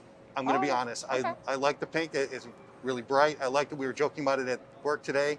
I was hoping for it, so I might trade with somebody later, the other captain. That's the nice part. We've had players trading, and we also will have some for sale after the event. So maybe you can get that pink one. Yeah. So yellow is bladder cancer. So tonight we'll hear from a doctor at Roswell Park who will talk all about bladder cancer, a specialist. So thank you so much for raising awareness to bladder cancer today. Of course. Is there people on your team, are they playing for anyone in particular? Are you playing for anyone in particular? Some of the players are. They've had some close losses, some survivors too, thankfully. Personally, it's Camp Good Days is big in our household. My wife volunteered there in high school. We go to the gala every year. We make donations throughout the year. Kids being affected by cancer is the hardest thing for us. We want to make sure we do our part. Right. As far as research at Roswell, I mean, to be able to, be a player, and for 3 years you've been fundraising, and the research that it goes to, the funds that it goes to is that has to feel good for you as well. It's awesome, and even the speakers I had about the immunotherapies, that's amazing. I didn't even know that there was a thing, and the advances they're making, it's very exciting. That's great. So I wish you guys luck today. You should probably get out there and start warming up. Yes. Thanks for joining us, Carl. Thank you very much.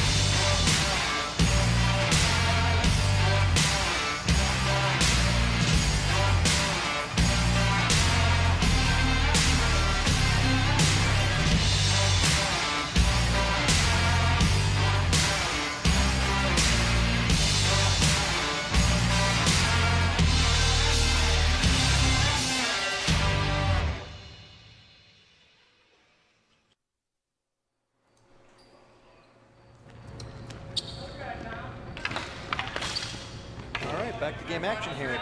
Oh, Hot Rod with it. High off the glass. Hot Rod wearing maroon. Hot Rod wearing maroon. Maroon is, well, it's burgundy, but it's myeloma and head and neck cancer. Burgundy and yellow for bladder cancer. So at this point, we've gotten through most of our jersey colors that we've put out, but not all. Got a couple more coming up. This is kind of a close game, 8-12. What's been your favorite jersey color so far?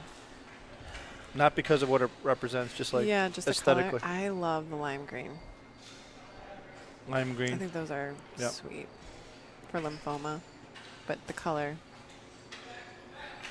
And then yesterday when we had jabs on, it's kind of leukemia and lymphoma are represented oftentimes together.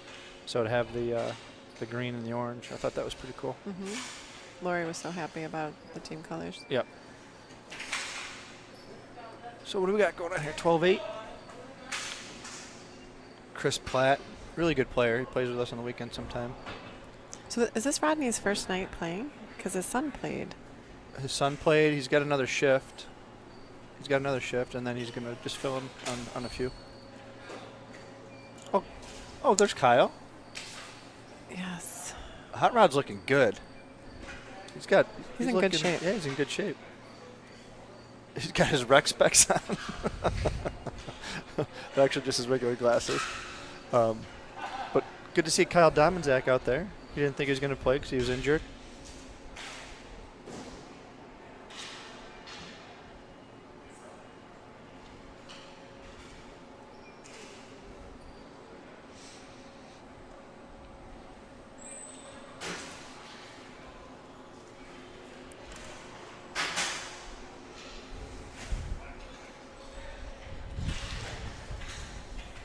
So, Mike, we've gotten through quite a bit of cancer awareness, different types of cancer each night. Tonight we're going to talk about ovarian cancer. And I've had two very good friends that we've lost to ovarian cancer, and we wanted to raise awareness. I met with Dr. O'Dunsey, who's an amazing man at Roswell Park who does tremendous research, and he's not stopping. He's unbelievable. Have you seen his title? Well, I can't even. I think I have, but I would never remember it. I haven't read it. I have to read it because it's unbelievable. And by the way, he spoke to our captains several times, and he's a great speaker, huge supporter of ours. But so, Dr. Kunle O'Dunsey, PhD and MD, Deputy Director, the Robert Ann and Lou Wallace Endowed Chair in Cancer Immunotherapy, Chair, Department of Gynecologic Oncology, the M. Stephen Piver Professor of Gynecologic Oncology, Executive Director, Center for Immunotherapy, and all-around good guy. Oh, my gosh. Well, I'm glad you stepped in there because I would not have remembered that. He is unbelievable. Well, Dr. O'Dunsey. Well, thank you, Dr. O'Dunsey, for coming to visit with me today and to talk about ovarian cancer and all the amazing things that you do here at Roswell Park. You've been with us for many years educating our players on everything that you do here. But what I'd like you to do is at first just talk about yourself. Tell me a little bit about where you're from and why you do what you do. Well, thank you for having me. My name is Kunle O'Dunsey. I'm Deputy Director at Roswell Park. I'm also the Chair of Gynecologic Oncology. I also lead our Center for Immunotherapy. I came here 21 years ago, and what struck me about Roswell Park when I got here was that it's a hidden treasure. I came here from Yale New Haven Hospital in Connecticut, and I came here and I found this hidden treasure in Buffalo, New York, in Western New York. And I thought,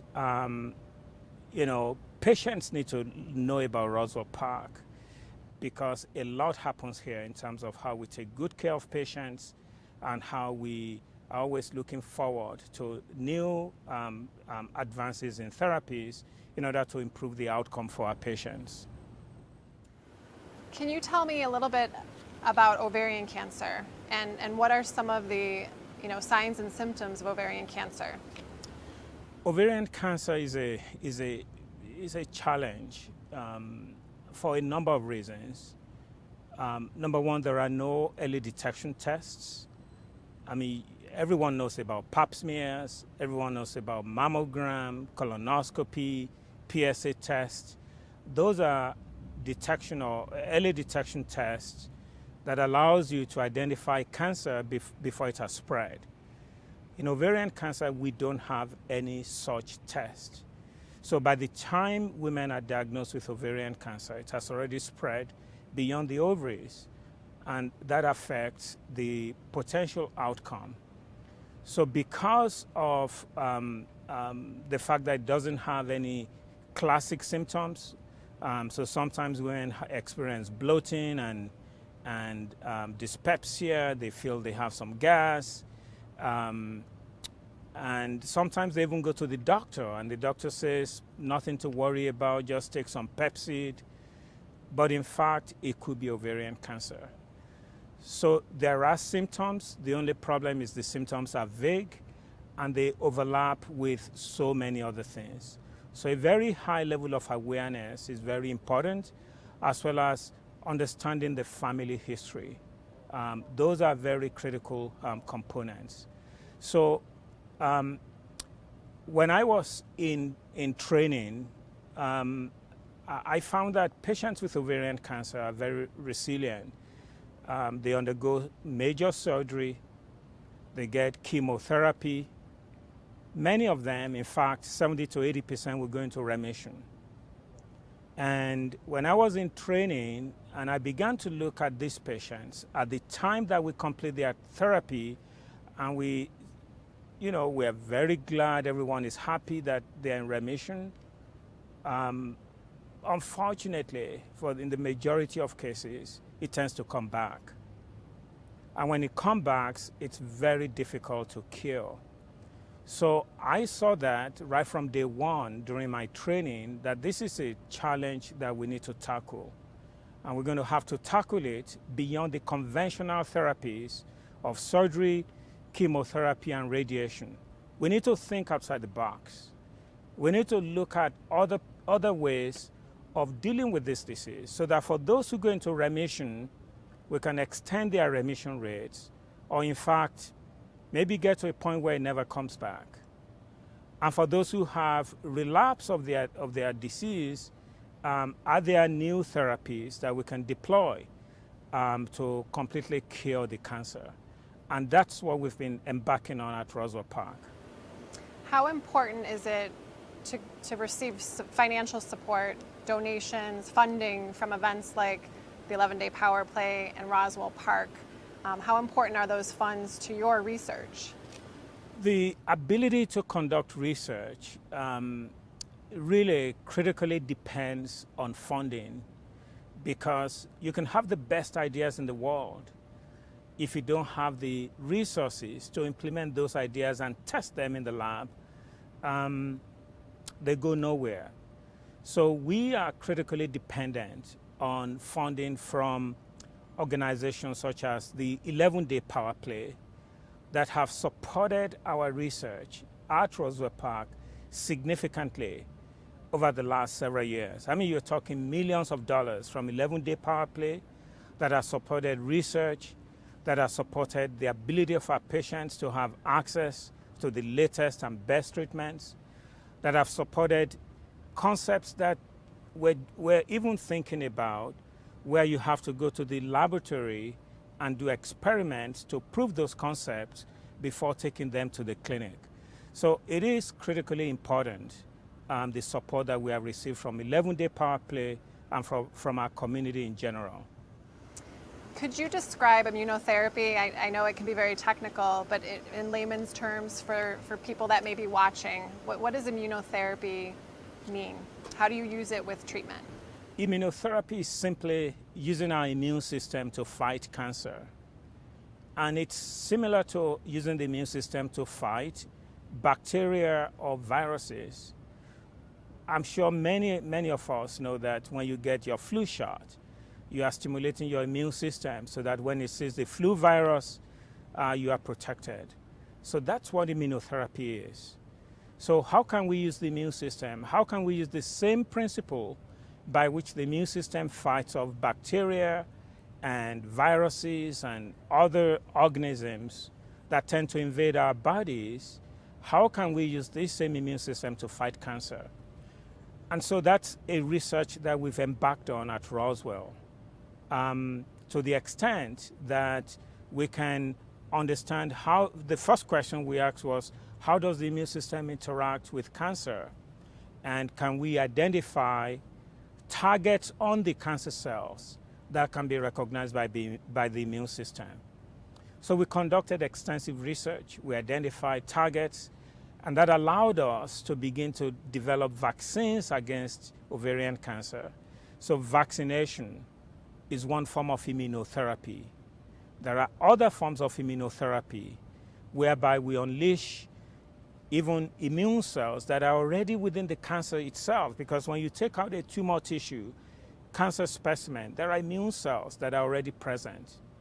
But the point is, they are not able to do their job, either because they are exhausted, they are tired, or because the cancer fights them, the cancer fights back and doesn't allow them to function. So we have immunotherapies that can rescue those immune cells that are already within the cancer but cannot function effectively. So we have many types of immunotherapies here at Roswell, depending on the circumstances of the patient, depending on the type of cancer. We try and identify what is the best type of immunotherapy for each particular patient. Well, you've made amazing strides, but we continue to work harder every day here at Roswell, don't we? Absolutely. So we continue to work harder to find new ways. One of the ones that I'm most proud of is where we actually take a patient's own blood and we isolate immune cells from the blood, and then we re-engineer those immune cells and turn them into cancer-fighting cells. We grow them up to large numbers, sometimes up to billions of cells, and then we give them back to the patient like a blood transfusion. It's a very powerful strategy that only very few places are able to do. And part of why we're able to do this approach, again, is because of the support that we get from 11-Day Power Play, from other community organizations right here in Western New York that continue to support us so that we can make these important breakthroughs for cancer therapies. Now this year, our community and the world has been battling a pandemic, the COVID-19. How have you been able to take your research, your knowledge with immunotherapy fighting cancer, how have you been able to help during the pandemic? As soon as the pandemic hit, a group of us at Roswell got together and we felt that we have a moral responsibility to utilize some of the knowledge and skills that we learned from fighting cancer with the immune system. We have a moral responsibility to use that same knowledge to fight COVID-19. I mean, think about it. COVID-19 is a virus. The best attack against any virus or bacteria is going to be the immune system. I mean, think about it. Look at how we eradicated smallpox with vaccines.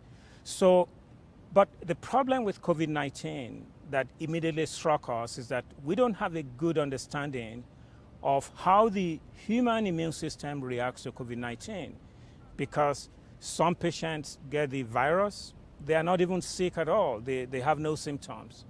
Some have mild symptoms, some have moderate symptoms, some are very sick, they end up in the intensive care unit, and unfortunately some pass away. So it's almost like cancer, where some people do well and others don't, and we and others have shown that this may reflect the ability of the immune system to fight off cancer. So using the same premise, we focused on COVID-19, and we wanted to understand what is the nature of the immune system depending on whether or not somebody is symptomatic or whether they become very sick. So we formed a collaborative that is really very powerful. So if there's one positive thing out of this pandemic, it's bringing people together. So we quickly assembled forces from Roswell Park, University at Buffalo, the Catholic health system, partnering with a company, Thermo Fisher, to ask the question, can we understand the evolution of the immune cells when somebody gets COVID-19?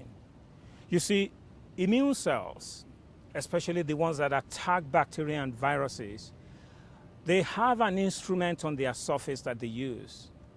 It's like a hook. It's an instrument that they use to attack the bacteria or virus. So we wanted to understand, how does this instrument work? What is it that defines somebody who is very sick from somebody who is not sick at all?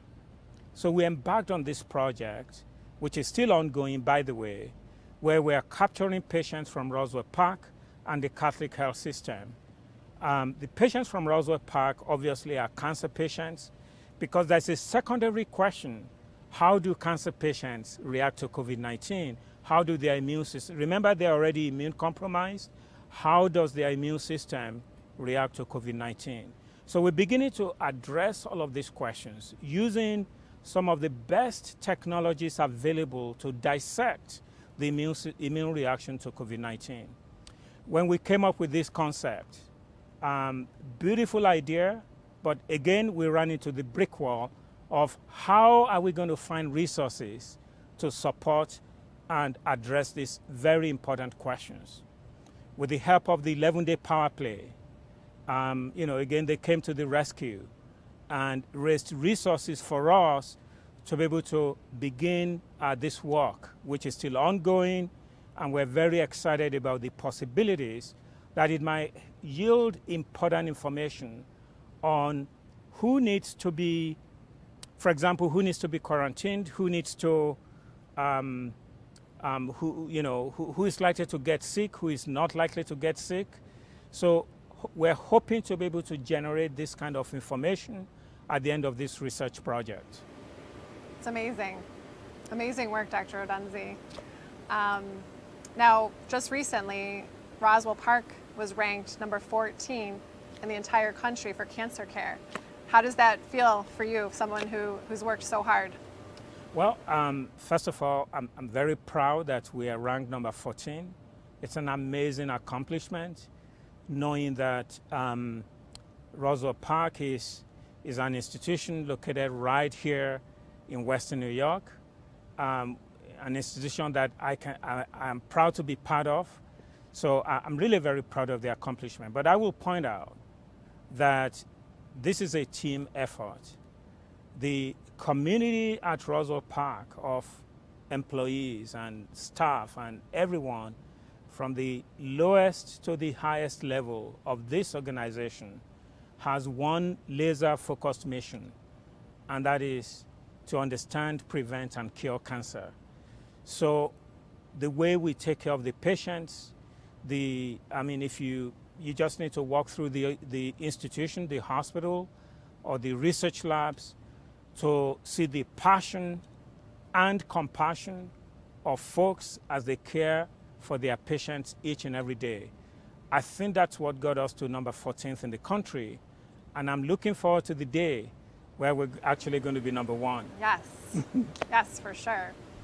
Now, you have met some of our 11-day power players, some of the men and women who participate, and even the children in our community, in our event. Do you have a message for them?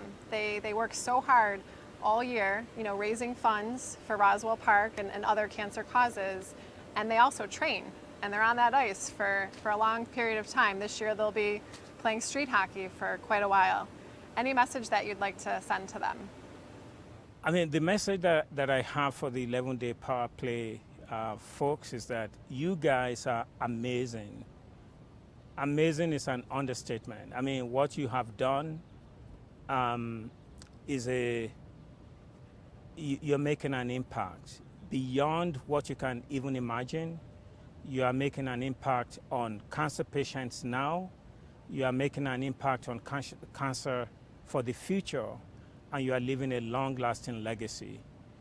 Because of what you do, we have been able to move the needle at Roswell Park in caring for our patients and also in our ability to come up with new out-of-the-box thinking on how to improve the outcome for our cancer patients.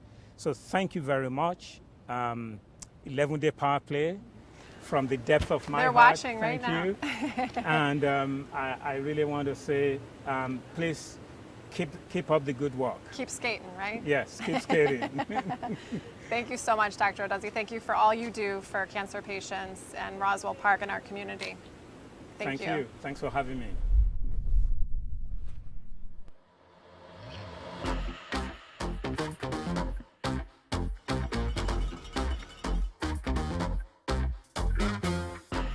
Selector, rewind selector, rewind selector.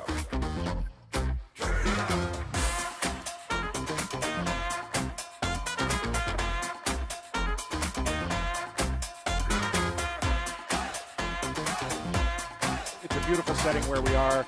The sun's going down on another fabulous day. When you see a familiar face, it makes you want to keep playing harder.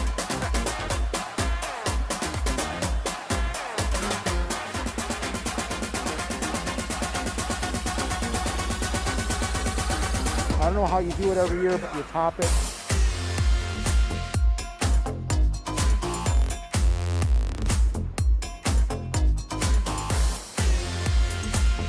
First time playing, and it turns into street hockey. I'm a little worried about that.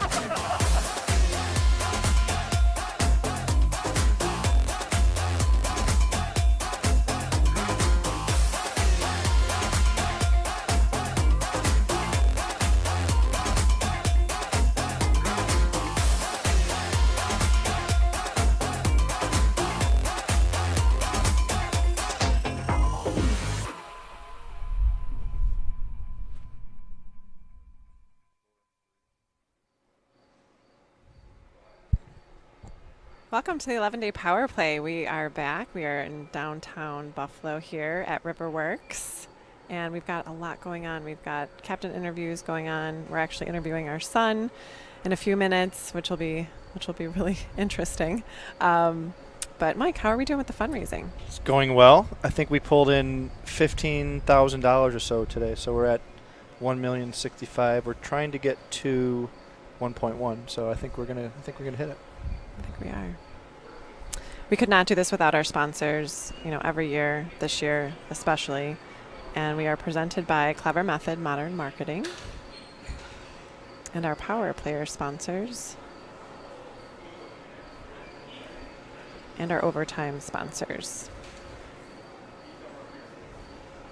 And as you know, the money goes to Roswell Park, Comprehensive Cancer Center, Make-A-Wish, Camp Good Days, and the Roswell Park Oshai Children's Hospital Cancer and Blood Disorder Program.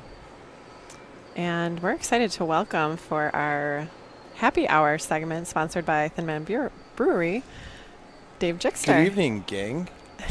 I tell you what. 1.6, 1.06. Yeah, that's pretty damn good considering there's a pandemic going on. Yes. That's amazing. And it's amazing what you guys are pulling off here again this year. And I know this is a year-round planning thing, but, I already played once opening night. How was that? Well, the next day was a little rough, but, skating is a lot safer, I think, and more enjoyable than running on concrete, especially the guys, that we had in the team. Everybody's basically over the age of 40. But it was fun. We all had a great time doing it. And you were wearing lavender to represent all cancers.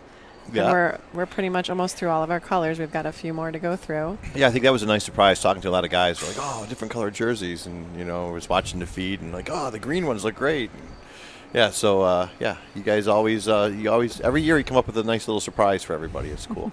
What's cool is us interviewing you, because you and guys like Bull, you're very gracious with your time, and you have us on the station all the time, 97 Rock, and we love it. It's like when we first started doing this event, we didn't on radio, but us interviewing you is kind of cool because it's like reverse. Yeah, it is kind of cool. It's kind of cool to be interviewed. But 97 Rock's been a sponsor of this since it was created, and there's even another radio station that's a direct competitor of us that's a sponsor for it too. And that's what's really cool about this small little town of Buffalo is like when there's something good going on, everybody kind of gets on board and supports it, and we have no problem with it. What are you talking about? Well, talking about that sports radio station. What's it called? I don't know. But no, I know the guy that runs that sports radio station, Al Davis, who's a great friend of mine. But it's just great how everybody gets on board, and like every year it goes, why doesn't like Al Davis's radio team play the 97 Rock team? I go, because nobody could lose. It would be a bloodbath. That was like the time that 97 Rock played at the time. The other 92 point something here at Pond Hockey. Yeah, that didn't work out very well. No, it didn't. But one good thing about this tournament is everybody's playing for the cause. I shouldn't call it a tournament, for the fundraiser. Everybody's playing for the cause. It's hockey, so there's always like a little there might be a scuffle here and a scuffle there and some words exchanged, but overall people are playing for the cause. And I know we're playing the Queen City Squirrels that have become great friends with a lot of guys that are on that team. Mark Kuntz, who's a great guy, he's a leader of the Queen City Squirrels, and it's like we do it every year now. It's just fun, and we chirp early with the tweets and all in good fun. And sometimes we can't keep up with the tweets. Yeah, the 11 days kind of watching these going. I'm like, oh my gosh, what's going on now? But I think there was a tweet out. I mean, if they can't beat us on concrete, then they can just not beat us ever. Because we beat them pretty bad on the ice. Mark Kuntz likes lime green jerseys as well. He commented earlier on our YouTube. So I like Mark. Yeah. We have His similar partner Dan taste. played earlier. We got to talk to him too. So like that's a good group of guys. They're a lot of fun. They are. They raise a lot of money. Their team always does very well through fundraising, and it's something that you look forward to every year to play those guys and the opening ceremonies and to get the original 40 guys back together. That's one big family. That's always going to be a family. And so here we are, at Riverworks, great venue. Obviously, you guys made this work because a lot of things aren't working right now. I mean, it's a very frustrating time for everybody, but this is a little break in the frustration. It's fun and it's for a great cause. You mentioned family in the original 40. And as families go, there's always bickering that goes on between families. I would like to hear your version of the events that happened, of a little scuffle that happened during the 11 day. And you know exactly what I'm talking about. Well, the 11-day power. First of all, we trained, as you know, like a year getting ready for those 11 days, and it was grueling. And going into it, I remember we all had dinner.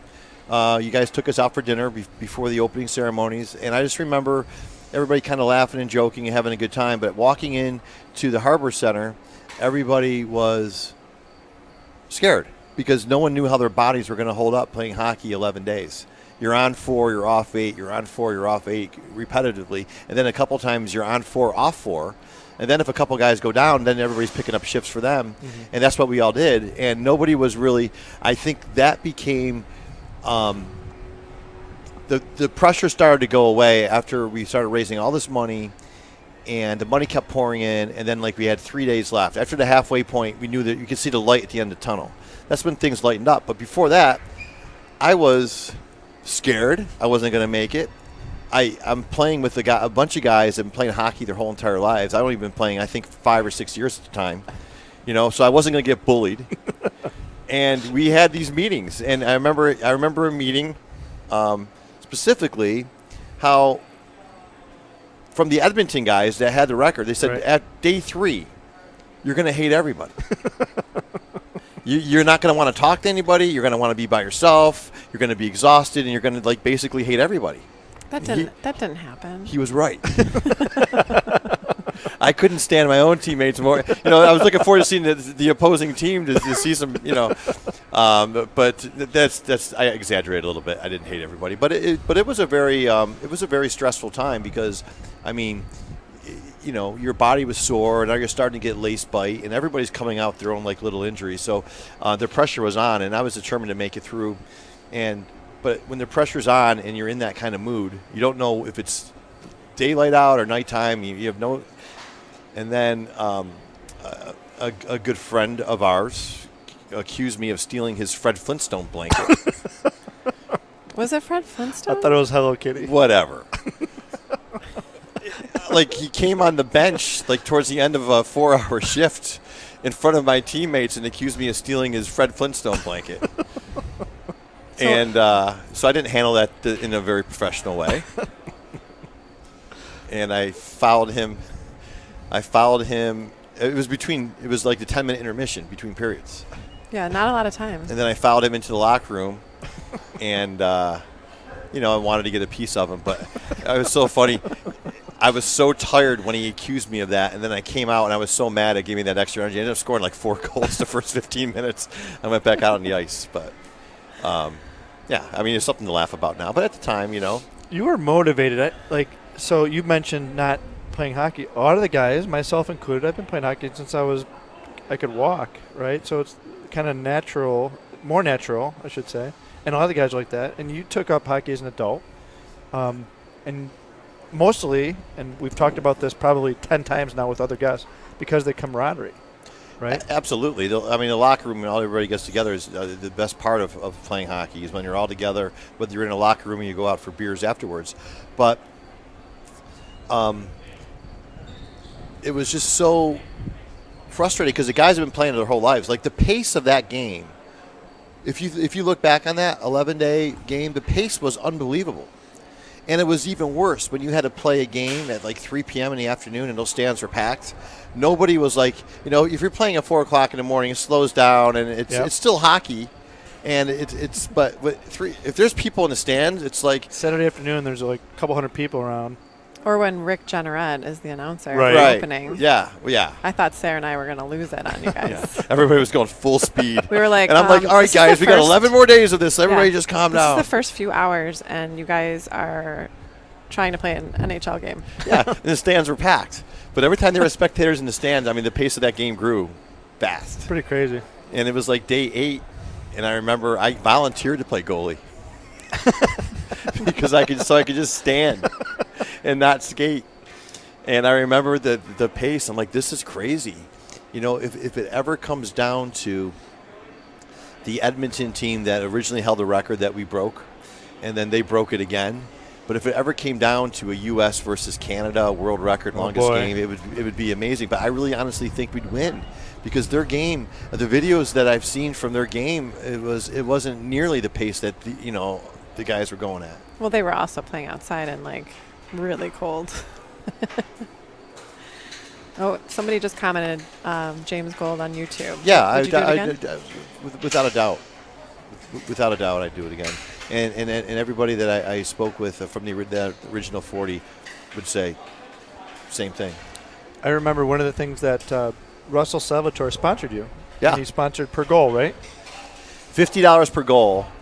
And I scored 99, so he wrote a check for $5,000. Anyways, he tipped me $50. Do you remember why you didn't get the 100th goal? Absolutely. Why? It was slow motion. So it was my last shift. I knew it was my last shift, and you were out there with me, and you gave me a perfect pass, which kind of caught me off guard because usually I have to reach for it. And Sully was playing goalie, and I remember just looking up at him and seeing the short side, and I just fired it as hard as I could. And I shot it 3 feet wide.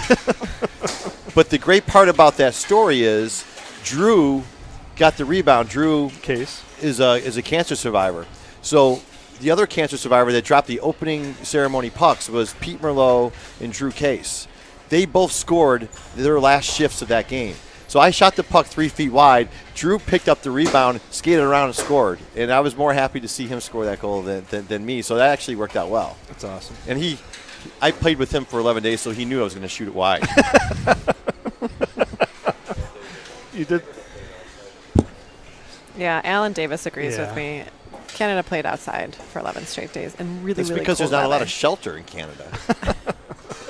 of the farm. Yeah. There's some igloos and stuff, but other than that, I'm trying to get just kidding, Canadian friends. I'm trying to get trying to get Brent's sake, Dr. Brent's sake, owns the record. They've done it like 6, maybe 7 times now.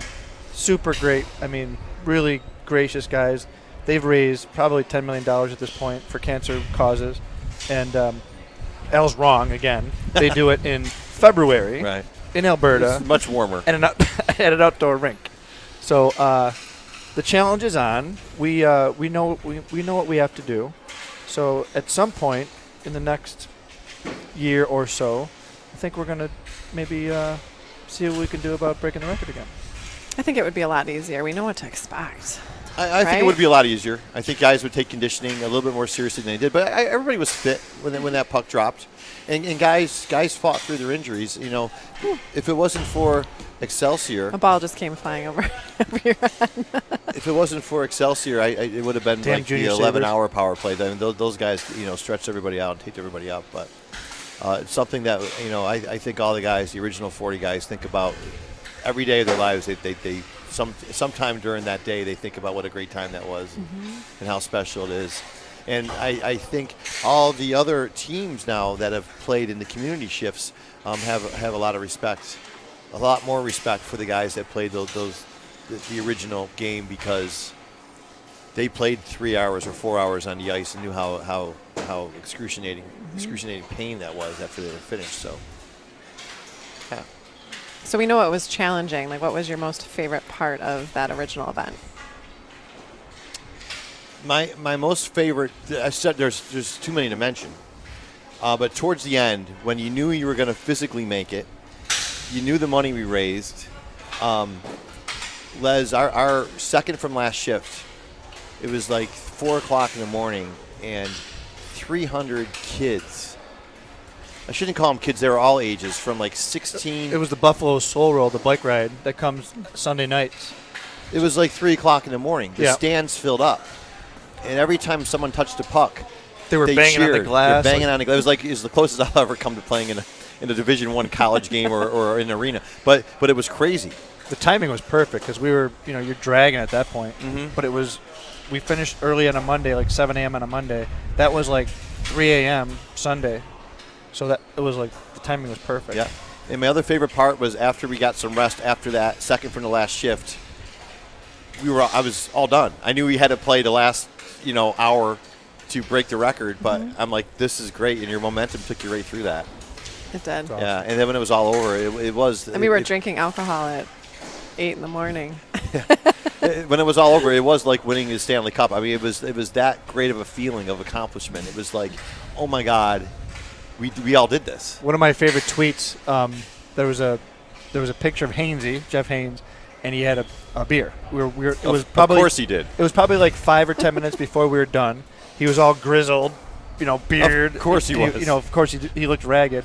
And someone took a picture of it, and they tweeted out, "These dudes just played 11 days of hockey. It's 7 o'clock in the morning on a Monday, and this guy just cracked a blue light. What's more Buffalo than that?" That's a great tweet. Yeah, well, and a friend of mine, actually, I think you've seen it, both of you, made a book. They came up from Atlanta. I was actually playing for her father, who passed away from liver cancer, 3 years ago. So he passed away in May, a month and a half before the event.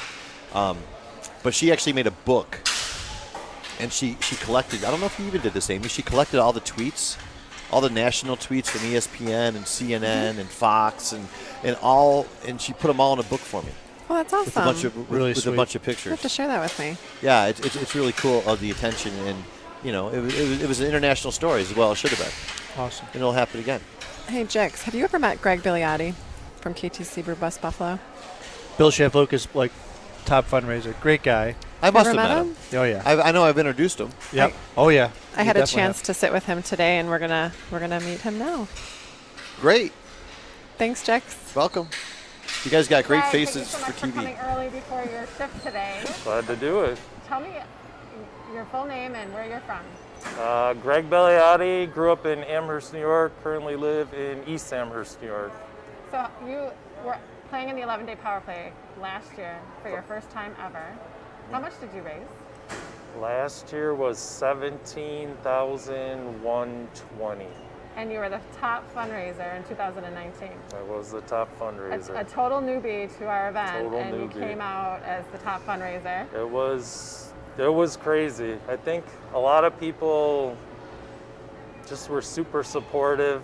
My sister went through breast cancer 4 years ago, so I got a lot of support from family and friends due to the struggles that she had to go through, and a lot of people that wanted to see me come out of 20 years of hockey retirement to laugh at me on the ice because I hadn't laced up the skates in a very long time. So what is your hockey career? Never played anything organized other than some roller hockey leagues and some bar leagues at Hockey Outlet in Wheatfield when I was in my younger 20s, but that was the last time I had played. So getting on the ice last year was scary. I was by far the worst player on our team, but our captain, Bill Shaflucas, is a longtime friend, wanted to try and help his team out because we're very close, and was a great excuse to get back on the ice and just to meet an amazing group of guys that he put together. And What does the 11-day power play mean to you? it just feels great to help make a difference in the community, to try to beat cancer. I know a lot of people that have gone to Roswell Park and they've been treated amazingly. They can't say enough good things about it. My wife used to do some volunteer work for Make-A-Wish, and I went on one wish granting screening with her and watched the videos that you guys have had and the impact it has on these kids and how it changes their life. And couldn't be happier to be a help with all those organizations. Have been great. So being a part of the 11-day family, I mean, we're grateful that you're a part of it. You feel a part of it now. I do. After 1 year. I do. It seems like it's been a lot longer than a year, and I've met so many amazing people, you and Mike, guys on my team, all the volunteers. I feel like I made some lifelong friendships that I wouldn't have anticipated a year ago at the same time. Tell me a little bit about KTC Brew Bus Buffalo. Bill, our captain, played in the original 40. Extremely passionate about the cause, and to make our team, I saw your interview with him the other night, everybody knows what's expected. Everyone's expected to make the power player minimum of $1,100. This year was a little of an exception with COVID, but I think we had all but 2 people make it. And just today? Just today we passed $100,000 for this year, which is unbelievable. I mean, more than 10% of our full donations in 2020, one team with 24 players. Yeah. I mean, that's amazing. And I know you guys got so creative this year with your fundraising efforts. Last year we had a beer blast that raised about $15,000, which we were not able to do. We did, I know Bill mentioned all this the other night, but one guy on our team did a computer raffle. I did a Buffalo Bills autographed helmet raffle. A few of the other guys did some other various things, 50-50s we did. And the money just kept coming and coming. And today we were at 98 something, and all of us were on a group text just watching it go up and up and up. It's like, let's get to 100,000 before we drop the ball tonight, and somehow we did it. It never ceases to amaze me, the group and what we can do and all the support that everyone on our team has. It's just an amazing team to be a part of. So skating last year was not easy for you, No. and I know you even took up some lessons this winter. I did, right here. So I know you're disappointed about not hitting the ice. Yeah, it kind of evens the playing field for me a little with this, because I do have experience at floor hockey, which is further back in my past, but we can't wait to get out there and celebrate the 100,000 I mean, on and the just same get our day group that you back play, together. the same day that you play, you guys hit $100,000. I know, that was just like the opening ceremonies got to $1 million right before we came out on Wednesday. So It's been amazing. Yeah. Scored a goal last year at the very end of our game. Was awesome, which you told me was the 1111th goal, and I was the worst player on our team. It was amazing. I scored, I fell down, we had 2 minutes left, I was exhausted, and I saw my family and friends in the crowd, and it was emotional.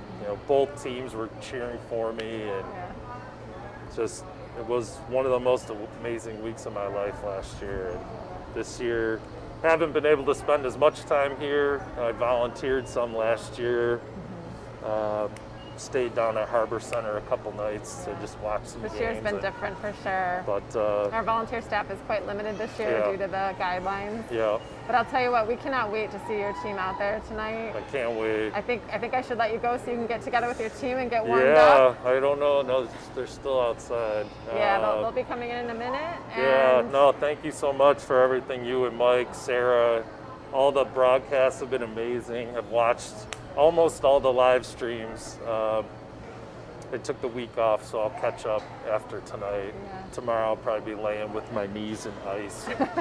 But yeah, thank you so much for letting me be a part of it. Thank you. Okay. Thank you, Greg. Thank you.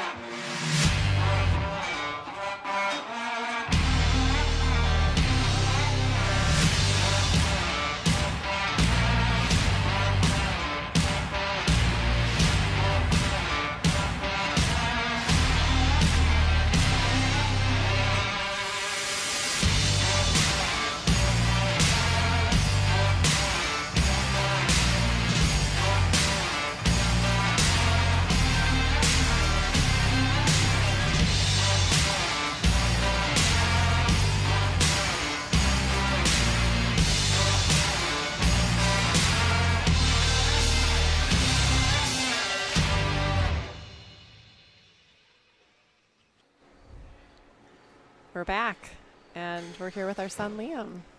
Hello. Liam Lesakowski. What's up, buddy? Nothing much. We've got some people watching you, but I know our neighbor Eileen was asking when you were going to be on. I hope she's watching. Everyone's watching. Big goal. So Liam, you're here tonight with your team. Yep. What's the team name, and what is your team composed of? We're the Buffalo Ice Boys, and it's kind of a mosh pit of a bunch of kids, some from school, some from the neighborhood, some from my hockey teams that I've had over the years. So it should be fun. Are you? What are you most looking forward to tonight? Probably just everyone competing and busting everyone's butts. Little heckling. Yeah, exactly. You know what's cool is as I look around here, and even Kyle Quick, who's a coach. Yeah.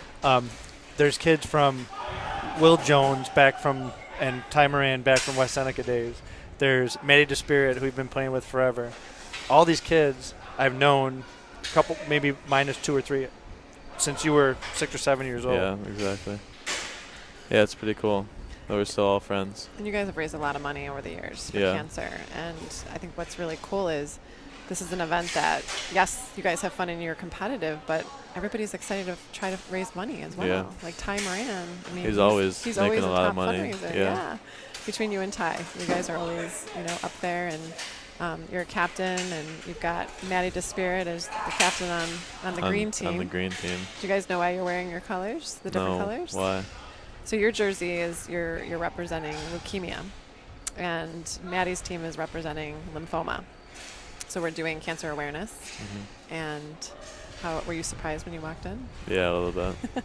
I kind of seen them over the social media and everything, but I didn't know which colors we were going to be tonight. So I'm going to bring us back from way back when when I was going through cancer treatment. Yeah. You were 4.5 years Yeah. old, and I think you and I talked a little bit about your not knowing that I was sick, but thinking that I had a bad cold. yeah, Right?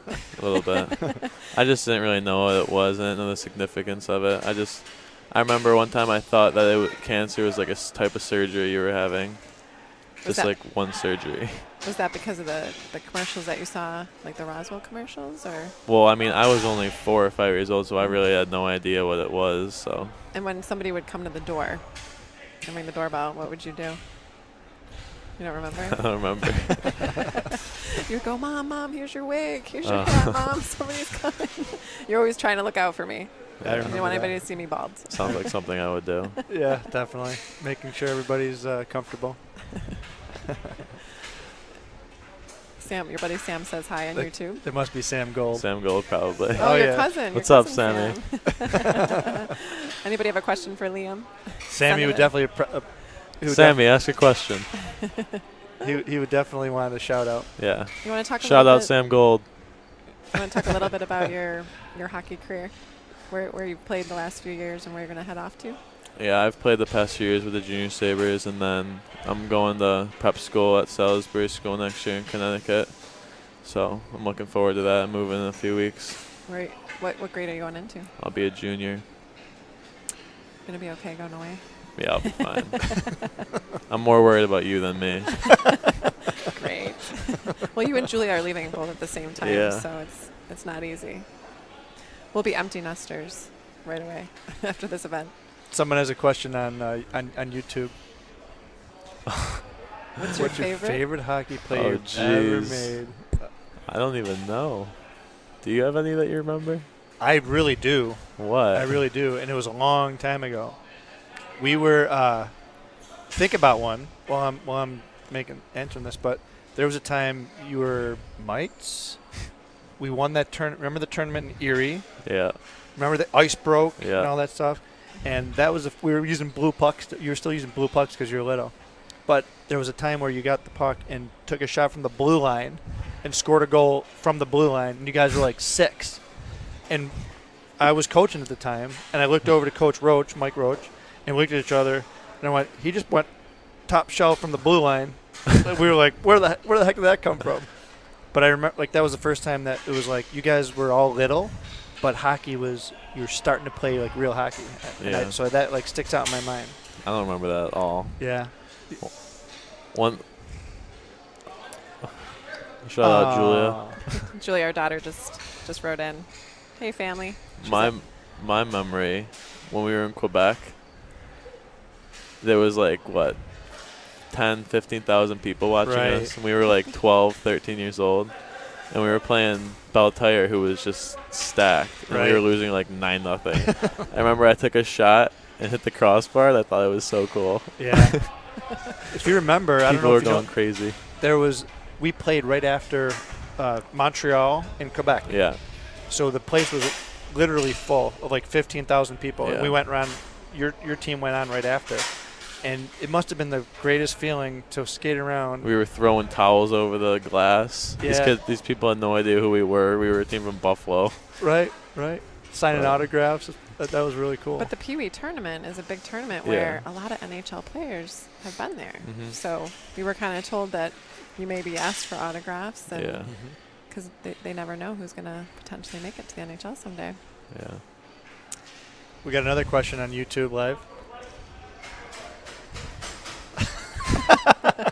I feel like he's been trying to get it fixed for like 2 years now. The question is, what do you think about your dad's missing tooth?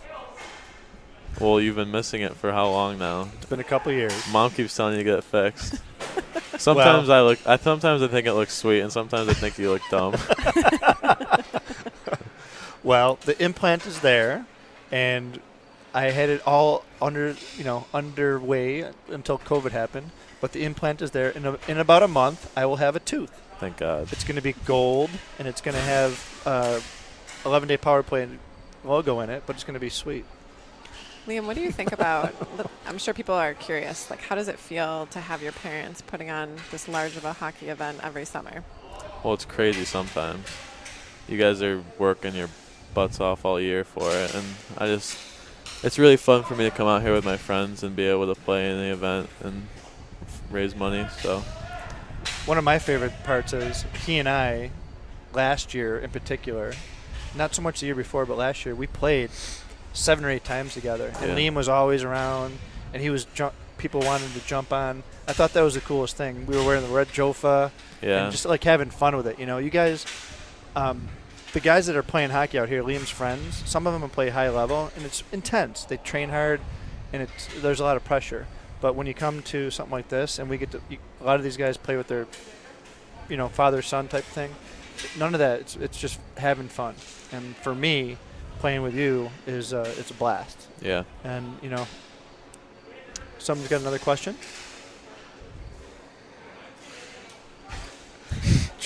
Julia asked how much. Okay, think hard now. Julia just left for college. She said, "How much do you miss me?" 1 out of 10. 1 being a little, 10 being a lot. Julia, I miss you an 8. Aww. That's pretty good. Not bad. Just not to be too nice.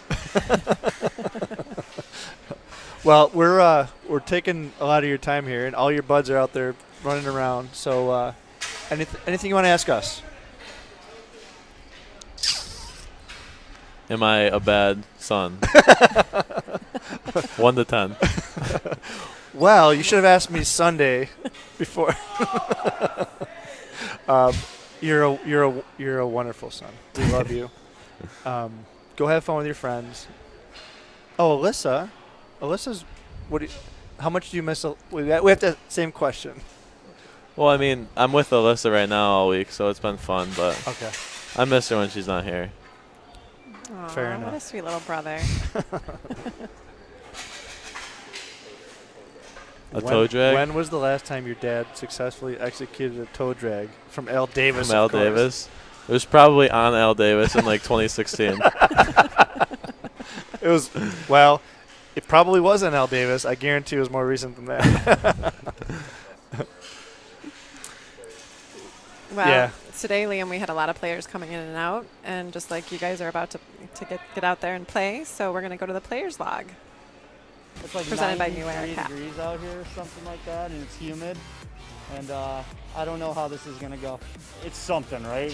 We're stuck in the house for 3 months, so anything to get outside and have a good time is good by me. Playing for a great cause. I was in the original 40 and did it every year since, and this year being ball hockey outside, obviously jumping in with my friends here, with Carl Sadlowski and his team, and playing for all the people that have been affected, and I know, and always, searching for that cure. I lost my my Aunt Liz about 5 years ago to breast cancer, so my son and I are playing for her today. There's so many people I play for. John Bombard, a former teammate of mine who played Niagara Scenics with him, then he went to Holy Cross. Dustin Scheffler, who was one of my coaches growing up. I mean, so many names and faces and numbers, and so those two in particular. I'm going to dump the ball in and let everyone else go after it.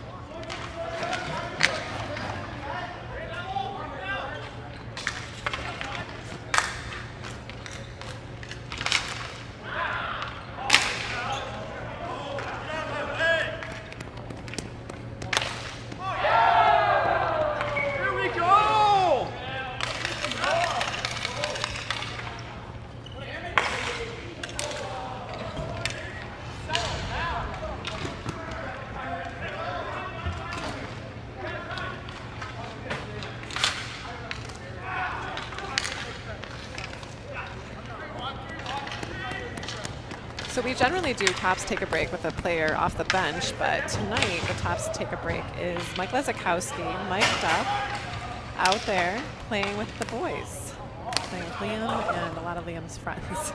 He just scored. He kept yelling, let's go, and he actually scored. There's Liam with the ball.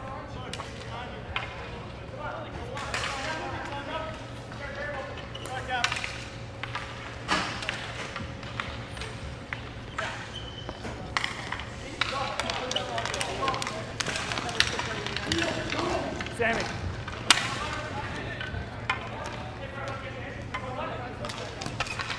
Les, here we go.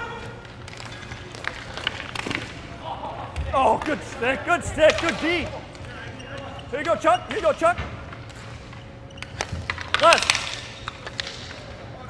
Right now.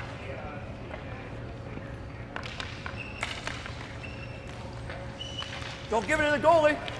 Yeah. That's me. Here you go, Kel. Oh, God. I got it, Brody. I got him. Yeah, baby.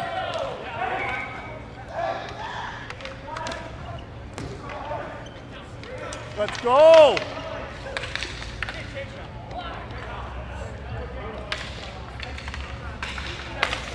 Les.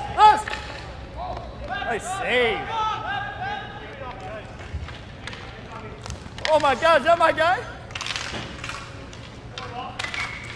Oh. Heading. That was my guy? I thought I was playing F4. 11-10. That's a goalie, kids. That's a goalie. Goalie's got 4. I got 1. What's the rest of you knuckleheads doing? Yeah, right. Let's go.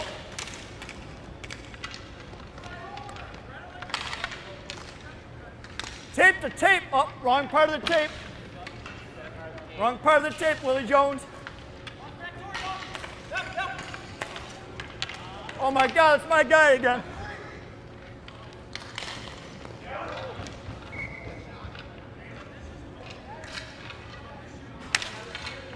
That's the first goal Desi scored in 7 years.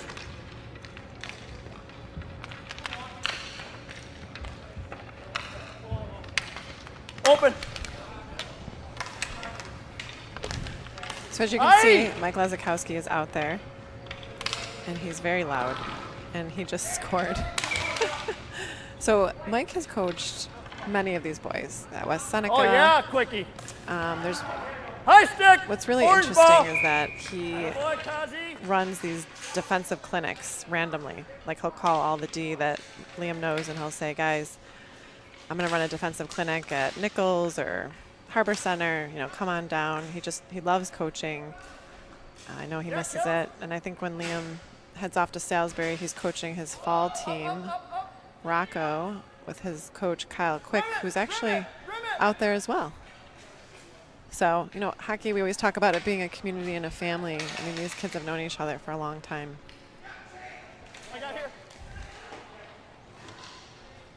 And they like to razz each other, too. And I'm hoping all their moms are watching. If anybody has a question, I'm happy to answer it. Knucklehead. I think I know most of you. Knucklehead. Oh yeah, Brody. Krista DeSpirit, Oh, Maddie's no, out Brody. there. Orange ball. BJ, Chuck's out there. Yeah. Goalie.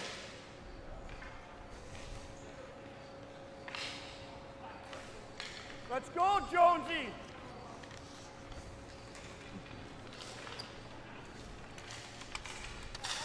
And Killian is from very far away. Defensive battle.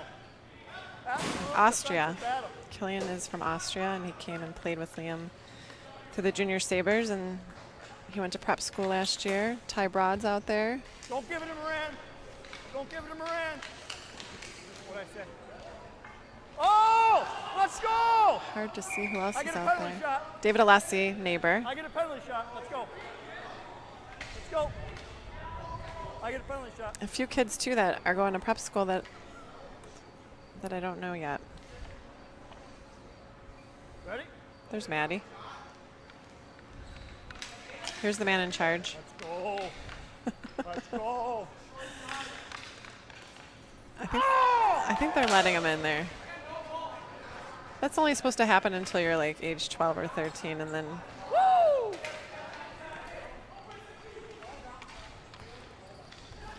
Well, we were talking earlier a little bit about my experience with breast cancer, and Liam, fortunately, doesn't remember too much of that time. And a few weeks ago, I had the pleasure of sitting down with my oncologist, Dr. Levine, who really told a lot about breast cancer, where we are at as far as research goes, and what women need to know about. So let's meet Dr. Levine. Dr. Levine, Yes. it's so wonderful for you to be here today. It's great to be here, Amy. If you could just start by telling us who you are and where you're from and why you do what you do. So I'm actually from Western Pennsylvania. I did a lot of my schooling in the Midwest, but I came back here actually to be closer to my family, at least within driving distance. So I ended up in Buffalo. And believe it or not, I've been at the Institute for about 3 decades now. So I came and never left. So breast cancer is not what I actually started doing when I graduated into being a cancer specialist. I was a leukemia and lymphoma doctor for a while. That field started becoming very involved with transplantation, which at its origins was just, I just saw the most horrible deaths for people who were transplanted with graft versus host disease and cytomegalovirus infection, et cetera. And I really did not enjoy it, so I changed my field entirely and went into breast cancer, a decision I don't regret, obviously 30 years later. So that's how it came to be. And I moved from the University of Minnesota, which is where I started to make that transition to here to, again, be closer to my family. So Dr. Levine, what is breast cancer? So if I knew that exactly, I'd be collecting my Nobel Prize money. So we still don't know the origins of most breast cancers. There is probably environmental issues involved. I suspect there's some very complex genetic issues involved. We know that 5% of breast cancers are involved with one or a single hereditary gene in women who are unfortunate enough to have those. But they're certainly the minority of women who present to our clinic with breast cancer. So we still don't have a good understanding of where it derives from, but it is terribly common. About 1 in 8 women during their lifetime will get breast cancer. I think what is not fully appreciated, it's really a disease of aging. You know, we put a lot of emotional investment in young women who have breast cancer because it's unusual and there's so much of a potential for many years of life lost if the cancer is quite advanced at diagnosis. Although getting breast cancer below the age of 50 is really quite unusual. So it's a disease of the postmenopause where it becomes much more common. And usually in the modern era it's caught quite early. So I guess what I want to reinforce is getting a diagnosis of breast cancer is by no means a death sentence. Most women are cured of that disease, as frightening as it is. And they become cancer survivors and hopefully live a very normal and happy life.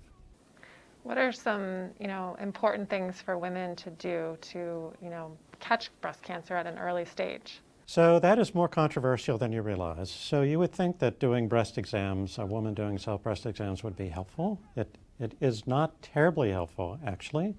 Women's breasts can be very heterogeneous and they can mistake heterogeneity for something being wrong. So it causes a lot of angst and a lot of panic, and most of the time, almost all the time, nothing is actually wrong. So self-breast exams have not been very helpful. And I think we're going to discuss at some length of what the role of screening is, which has itself become very controversial in certain age groups. So I think women have to be aware of their family history. A couple generations ago, it was kind of not popular to discuss among family members that grandmother or grandfather had cancer. But I think knowing your family history is very important because the women who do get breast cancer at an early age tend to either have ovarian cancer in the family or they have multiple members with breast cancer. And they're the ones who really need to be screened early and come to a physician to be proactive. Otherwise, the average risk of a woman getting breast cancer in this country is about 15%, which is, again, frighteningly high when you think about it. It's about 1 in 6, 1 in 7. But again, they don't have to worry too much about the diagnosis until they're in their postmenopausal years, unless they have these risk factors of having a strong family history or potentially a gene that they're carrying through the family that might predispose them to breast cancer. And men get breast cancer as well. They do. They again have a genetic component. There is a gene called the BRCA2 gene that tends to make a man more susceptible to get breast cancer. We don't know why most men who without that gene get breast cancer the way we don't know why most women get breast cancer still in 2020. But the incidence of breast cancer in men is about 1/100th of it is in women. So as you might imagine, men do not think that they can get breast cancer. When they have an abnormality in their breast, they tend to present to a breast clinic very late because it's the last thing they think is wrong. And so they tend to present with fairly advanced disease just because they're not thinking about it.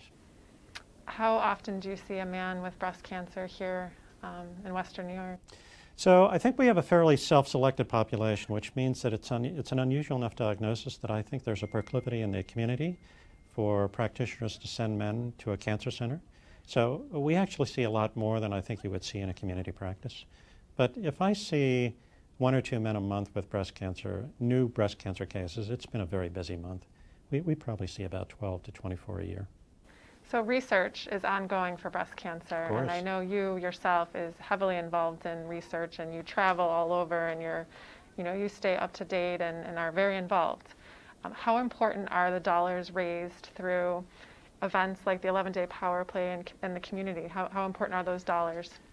Well, it would be impossible to overestimate how important those dollars are because what I told you in one of my leading statements is in 2020 we still don't know what causes breast cancer. So we need to find out what causes breast cancer in order to really make an enormous dent in this disease. There is so much to learn about where the disease's origins are, how to cure women who are not being cured today, how to improve the quality of life of women who have that disease, how to minimize the side effects of this barbaric chemotherapy that we still use. There is so much to learn, and those dollars are essential to, in fact, learning that information. And Roswell Park was just ranked number 14 in the entire country for cancer care hospitals. How does that feel? Well, it feels good. That means we're in the top 1% to 2% of cancer centers around the country. I don't think we as an institute should be satisfied until we're in the top 1%. There's always room to improve, so I don't think anyone intends to rest on their laurels. We always want to be better at what we do and more welcoming to patients. So we're proud of that fact, but there's room to be prouder, I guess. So, Dr. Levine, you've been my oncologist now for almost 11 years. I will be cancer-free next March, 11 years. I know you're not supposed to talk about patients and their history. Could you describe me in a couple words as a patient? What was I like during that time? Well, you've always been a delight, as this interview shows. I think that you were, as most young breast cancer patients are, were really very anxious. You know, no one is trained to know how to deal with a cancer diagnosis, especially in an early age. So I think you had a lot of concerns about what the future held. I know you have a young family, and you wanted to make sure that you were there to watch your children grow up, as all young breast cancer patients are. So I think it's just the fear of the unknown and the fear of the therapy and how it would affect you. And when the therapy was finally over, there was a concern of cutting the umbilical cord. Am I going to be okay? Am I not going to be okay? Can I relax? Can I finally relax? So you were very indicative of all the challenges a physician faces with a young patient, to try to get her to relax and to live her life and to try to put the diagnosis in the rearview mirror. That's easier said than done, I must say, because I think the diagnosis is always in the back of your mind whenever you get a new ache or pain, which someone without a diagnosis of cancer wouldn't think twice about. When you get a new ache or pain, you say, oh my God, you know, is my cancer back? So I'm not sure that ever leaves a woman with breast cancer, but I think she starts to gain confidence over time. Yes, you answered so many of my questions. I would show up at my appointments with all of my questions listed, and you were always so gracious in answering them and making me feel relieved. I was able to jump on a clinical trial here at Roswell Park and believe that I'm successful in my treatment to this day because of what trials were available for me. I was diagnosed with a HER2 positive breast cancer.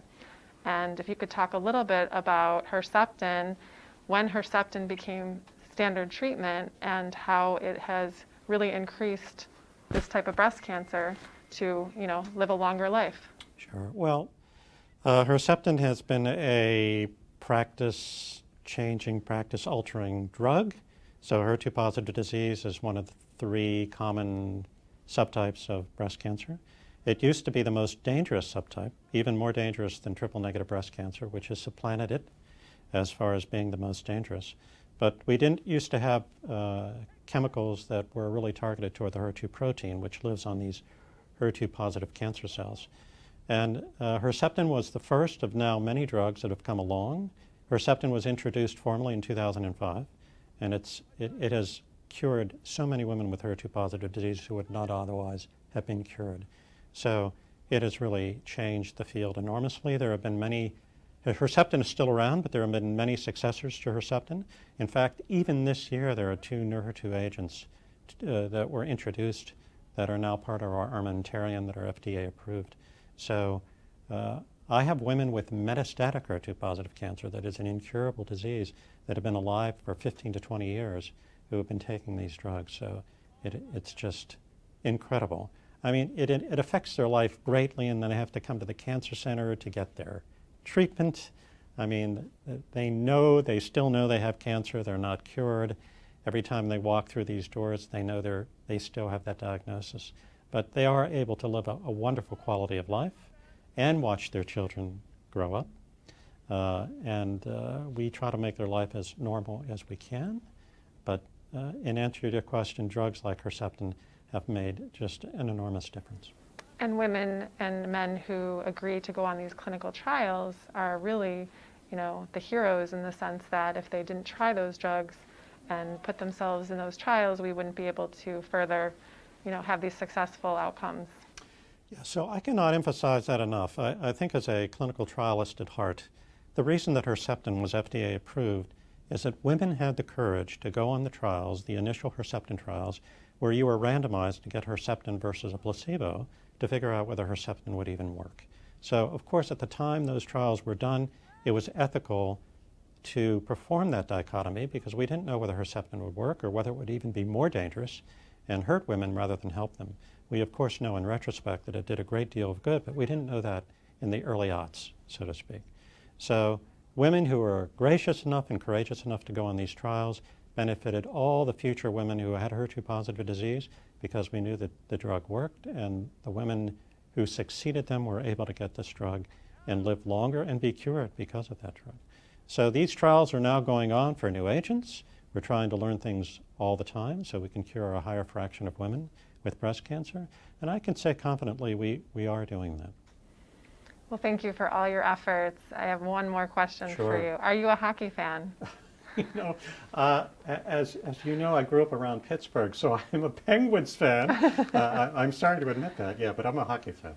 Okay. Well, do you have a last message for our players, our volunteers, our supporters in the community that support our event each year? Do you have anything to say to them? Sure. First of all, I give them my profound thanks because they are being unselfish in their own way by giving all their time and energy to raising money to help people with cancer. I think we've made the statement today is that that money really does make a difference, and it's going to continue to make a difference. So many people thank me for my services.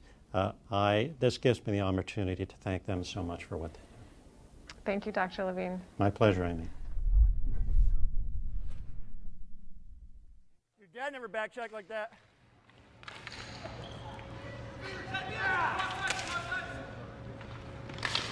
Yeah, good D, quickie.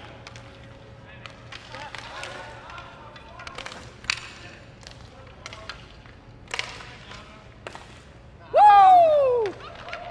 Kazi, secondary assist, Kazi. You get forgotten. How you like that? Right up. Love it.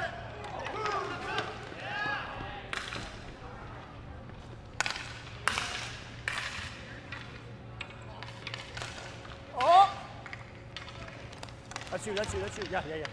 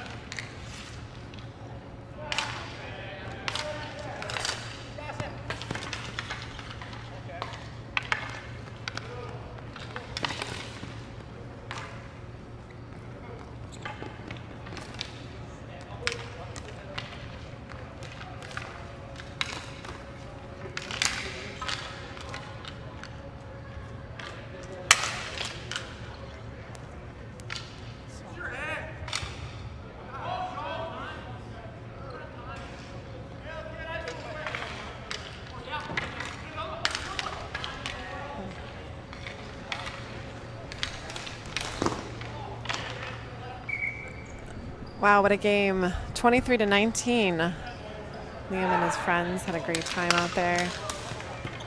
We're looking forward to tomorrow. We're going to close out, and thank you all so much for joining us. And stay tuned tomorrow night at 7 p.m. Have a great night.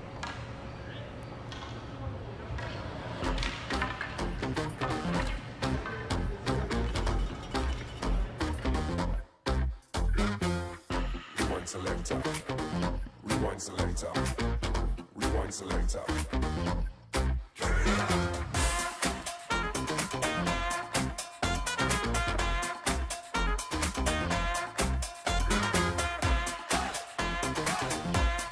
It's a beautiful setting where we are. The sun's going down on another fabulous day. When you see a familiar face, it makes you want to keep playing harder.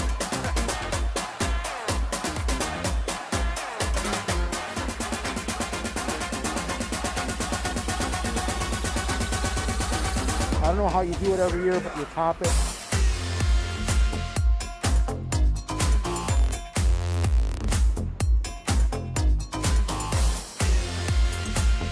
First time playing, and it turns into street hockey. I'm a little worried about it.